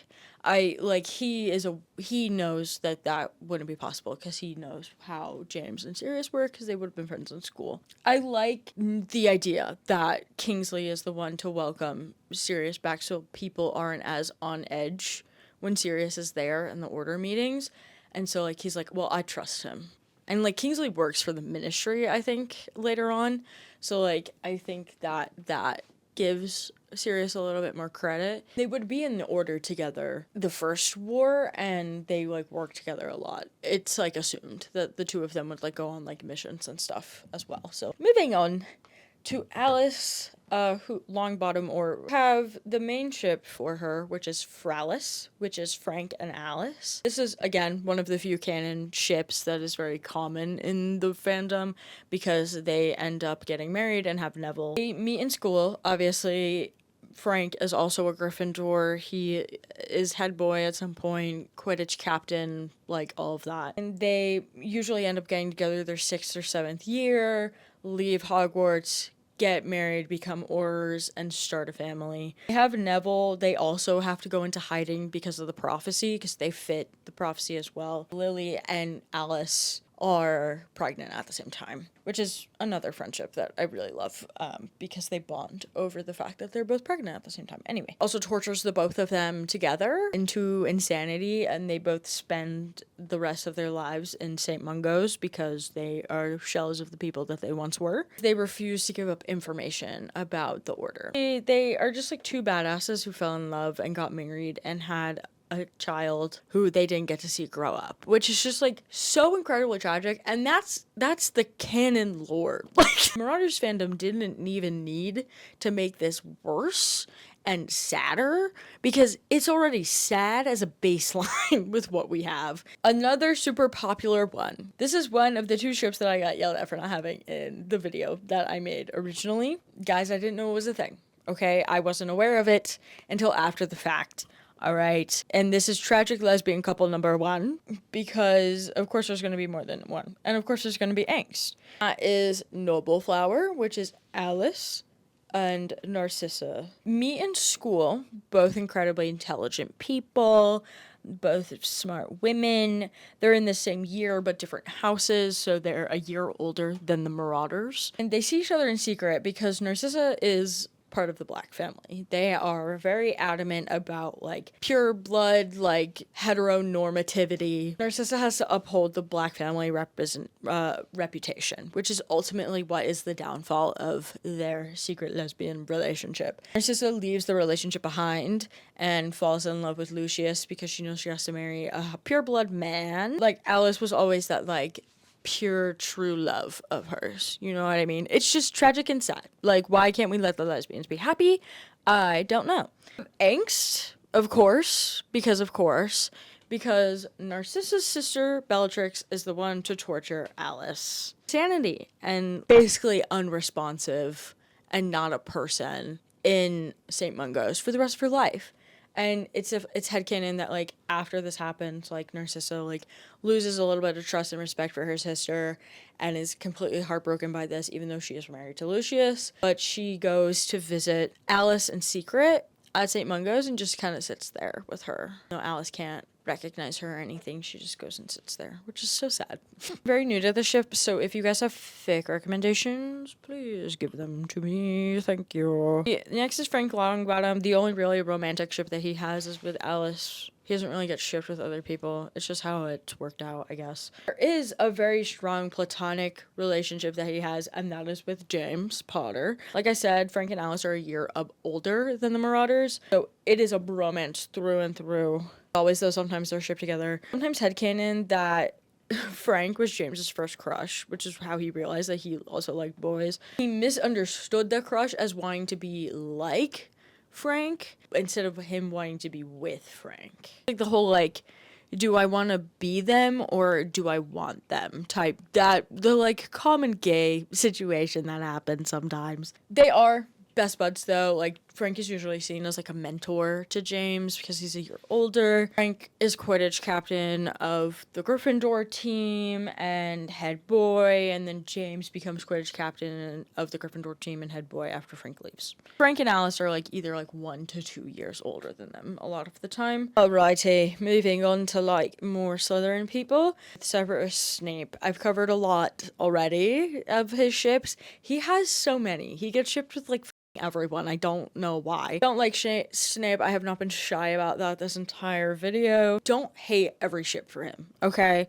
I just don't think shipping him with the Marauders makes sense. There are some ships that I do think make sense based off of his social circles that he runs in his life. First one, not a huge fan of this one, it doesn't fully makes sense to me, is Snellatrix, which is Snape and Bellatrix. This is a super big crack ship in my opinion. I think that this definitely existed in Golden Trio first, just because Snape and everything is like trying to like sort of be another double agent for Dumbledore, etc., etc. Into the Marauders fandom, it does make a little bit of sense to me, but not fully. I see them more as allies than like a romantic relationship. I think he would see Bellatrix as a way to like get closer to Voldemort. You use that to his advantage.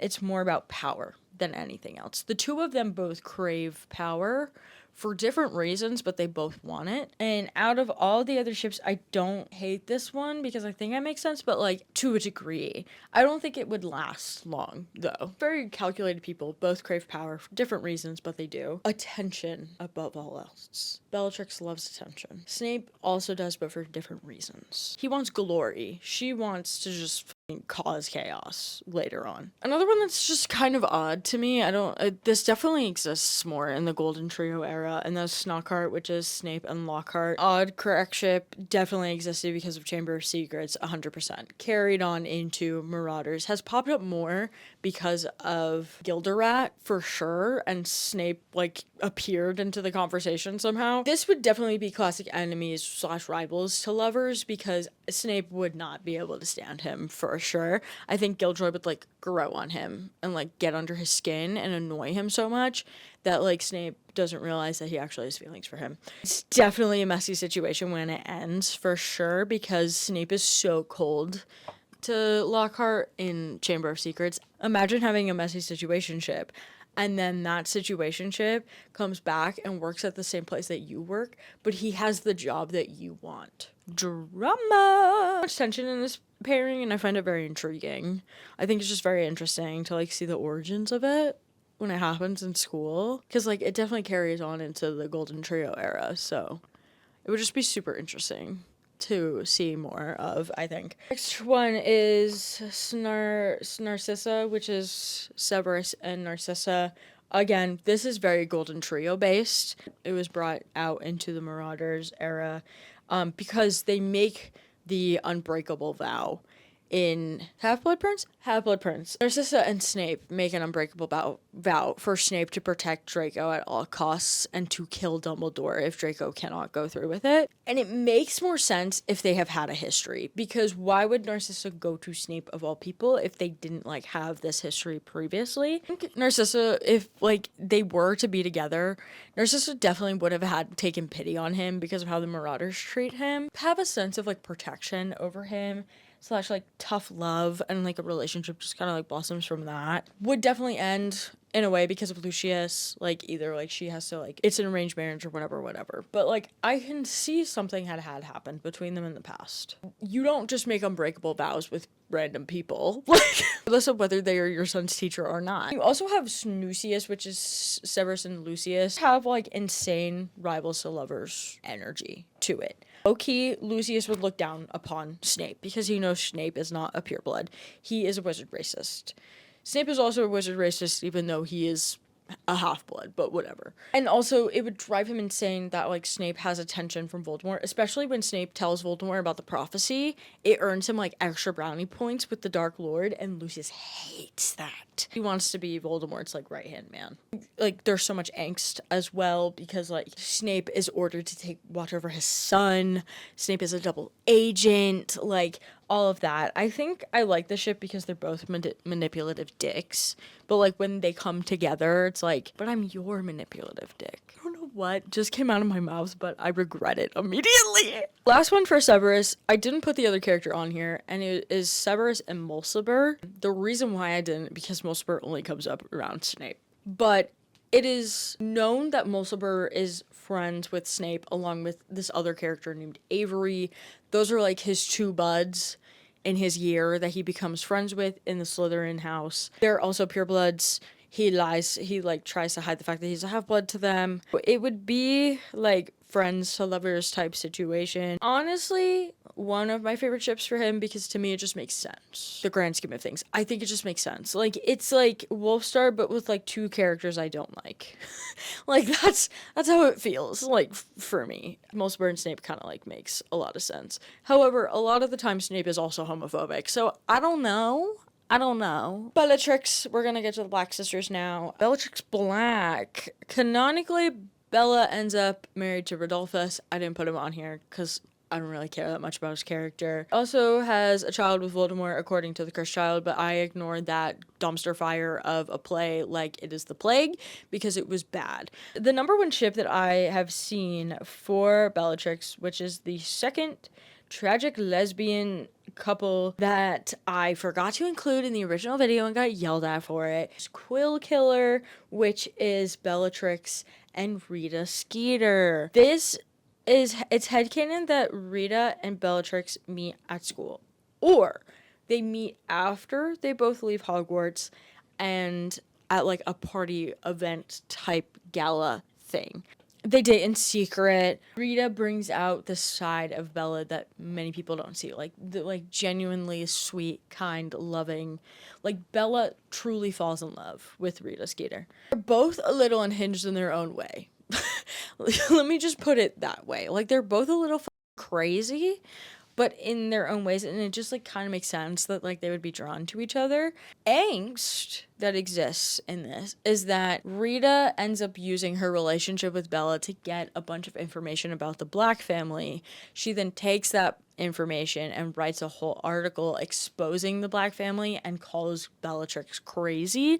This breaks Bellatrix's heart. She feels absolutely betrayed and goes off the deep end. So she gets her heart broken by Rita Skeeter, who turned out to be a snake, and Bellatrix is like, well, I'm evil now.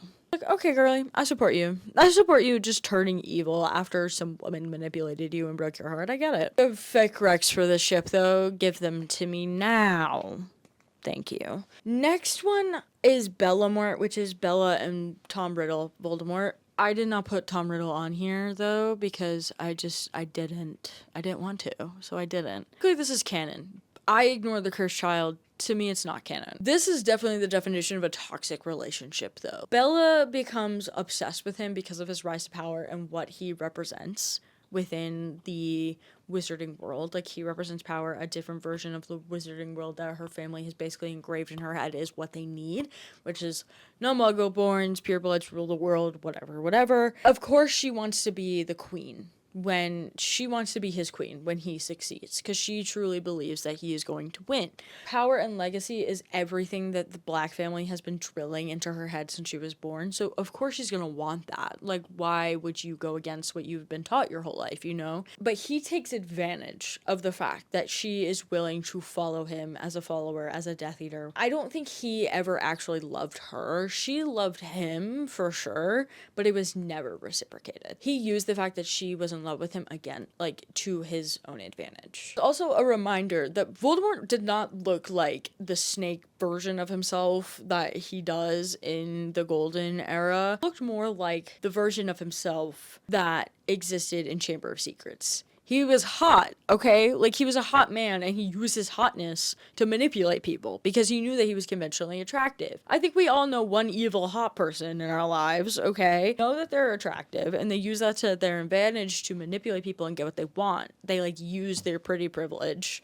He, however, uses his pretty privilege to promote fascism. Not what you would want to do if you're a hot person. Ugly people are fascists. He brings out the worst in her, and she, like, just goes off the deep end when it comes to him. Like, she becomes so obsessed with him, she goes crazy and, like, loses her mind and does anything he asks her to.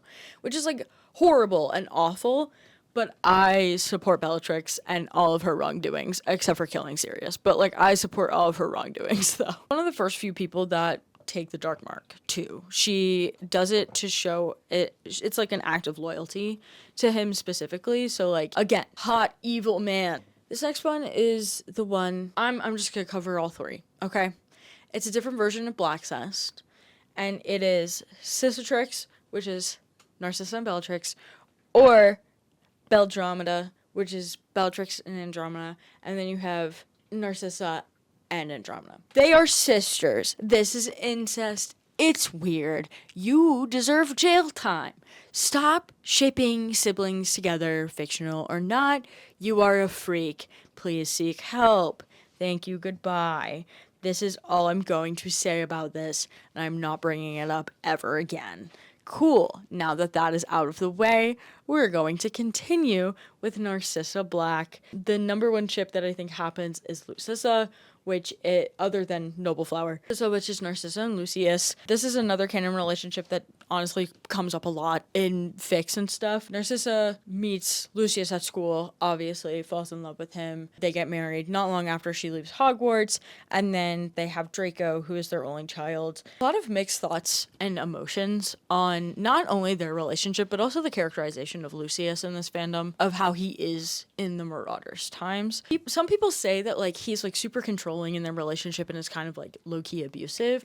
I don't think that that is true. I do think that there is a possibility that it was an arranged marriage, like that they had been talking about arranging the two of them together since Narcissa was super young. A conversation that pops up a lot when it comes to, like, the Black family specifically because of, like, the whole blood purity thing. I think people forget that Lucius does a lot of what he does because I'm not trying to defend him. I don't like him as a character. I think he's a lot more complex than people tend to think. I think that he does a lot of what he does to protect his family. His family is the most important thing to him, and that is what, and it's the same for Narcissa. So the two of them work together to protect their family unit, especially protecting Draco. Don't want Draco to have to deal with all of this. Like, he's just a kid. Like, that's how they see him. But even if it was an arranged marriage, I do think Narcissa truly falls in love with him. I think she respects him and what he does and how he is, and, like, the drive that he has and his ambition and all of that.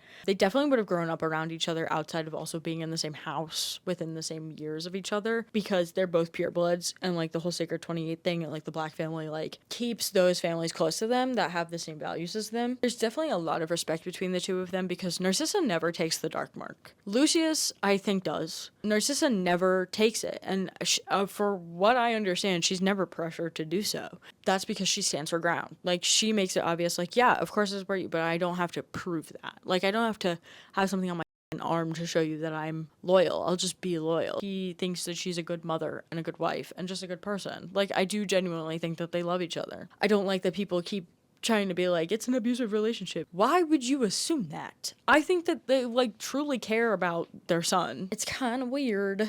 Following that, we have a few other relationships for Lucius. One being Lucius and Regulus. I don't like this ship. This is like significantly older than Regulus, and it's very weird. It's never good. It's never a good, like, healthy relationship, I would say. There's a clear power imbalance because Lucius is so much older than Regulus. The biggest rep for this was in choices, and it was not a great relationship. It was like he took advantage of Regulus and like did not treat him well. It really is like Regulus is a victim. It's not a good ship. I have never seen it in like good light. Usually Lucius is seen as like not a great guy, very like manipulative. Lucius would grow up around him because of the whole like pureblood family thing, but like I just don't think he would give Regulus that much attention. Just to me doesn't really add up or make sense. And then another one for Lucius is Malfoy, which is Lucius and Tom Riddle. Very similar situation to Tom Riddle and Bellatrix. Like, it's a power imbalance. Voldemort is using his Lucius's fascination and loyalty to him and manipulates him, and super toxic. I do not think Voldemort had any capacity to love anyone. All he wanted was power and glory and being like the best wizard ever. So like, wasn't like trying to fall in love, you know what I mean? This is just Lucius as a submissive bottom. Like, that's because he literally cowers before Voldemort all the time. Like, okay, girly, we know. It's okay. Next is Andromeda. The other ship besides her ship with Kingsley would be Tedromeda. This, again, is canon. They get married, have Tonks, Nephedora. Falling in love with Teddy is actually what gets her banished from the Black family. She's like considered a black sheep because Teddy is either a half-blood or a muggle-born. It depends. I think he's a muggle-born, and her family is like, absolutely not. You muggle-borns are garbage. Like, Muggles suck, Muggleborns aren't real wizards, whatever. She doesn't give a fuck, runs away, leaves her family behind, marries Teddy. They are in love. There's this love over her family values, and it like causes a rift between the sisters, obviously, because she's banished from the family. They think down upon her because she chose to be with somebody that she loved over someone that she should have been with and like upheld the family name. I love their relationship so much, though. I think they're so special to me. Like, Teddy is there and he supports his wife and his daughter and he loves them unconditionally, and Andromeda has a much better and happier life than she would have if she just married someone she was supposed to. She, like, is the representation of, like, following your heart, which is why Sirius, it's, like, her and Sirius are kind of, like, reflections of each other, because he doesn't want to give in to the family stuff. And so they're kind of like support systems for each other in a way. And then the last one that I have on here is an honorable mention because I love it so much because it's just absolutely insane. And that is Gilda Rita, which is Gilderoy and Rita Skeeter. This is one of my favorite miscellaneous ships to exist within this fandom because I think it's so fun. They're literally just two hot, self-centered people at your school that are dating, and it just like kind of makes sense because they're both hot and self-centered. Fight all the time, like you think they're always gonna break up, but they never do. Like, they just like stay together. And that she also helps him ghostwrite his books and steal the stories that he does. And then once he gets to like a certain level of fame, tries to cut her out. She tries to get revenge on him, so he obliviates her and erases her memories of their relationship together. And they just like, he just like tries to avoid her as much as possible, even though she doesn't have the memories he still does. So she is always trying to interview him because he's famous, and he avoids her like the plague. And it's like angst. And I just like, I think that this pairing is like so iconic and fun and sassy, like pairing, like power couple. Like I love it. It's so rich to me. I just find it so much fun. But definitely, like, if they do meet up later in life, she is a gold digger and would definitely be going after him for his money, not because he's like super intelligent or whatever. Like, he is smart, but like in a terrible way. But yeah, that's everything for this video. This video is probably going to be so long, and I am so sorry. Or I'm not sorry, I don't know. You decide. Like I said, this is probably going to be my last Marauders video for some time. This video was a lot of work, and I'm incredibly tired and exhausted, and I don't know how many more of these I think I'm going to do, because I don't know how much more information there really is that I could give. That's another thing. I don't really know what other areas of this fandom that people would want me to talk about, just because I don't really think that there's much. Like, I didn't go super in depth in this just because, like, I can't really, unless you, like, I'm, like, reiterating fan fictions, which I've thought about doing, but the Marauders fan fictions are so long that, like, doing those videos would take forever for me to do. So I just think I'm going to not make any Marauders videos for a while. It takes a lot for me to finish one because I work so much on them. It takes away from me doing other videos that I want to do. There is a video that you would want to see from me. I do have a forum that you can fill out. It's in the description if you have any video ideas. There's just going to be a variety of content on this channel. Like I said, I have a podcast episode launching very, very soon. I'm super excited for some of the content that I have planned. I can't wait for you guys to see it. I hope you guys enjoy it. I hope you guys enjoyed this video. If you aren't already subscribed, please subscribe. It means a whole lot to me. Comment if you have any thoughts or fic recommendations, please. I will take every single Marauders fic recommendation. All of my social media links are down below if you choose to find me elsewhere. Do something nice for yourself today, and remember you are loved, especially by me, and I will see you guys in the next one, which will hopefully be very soon. Bye.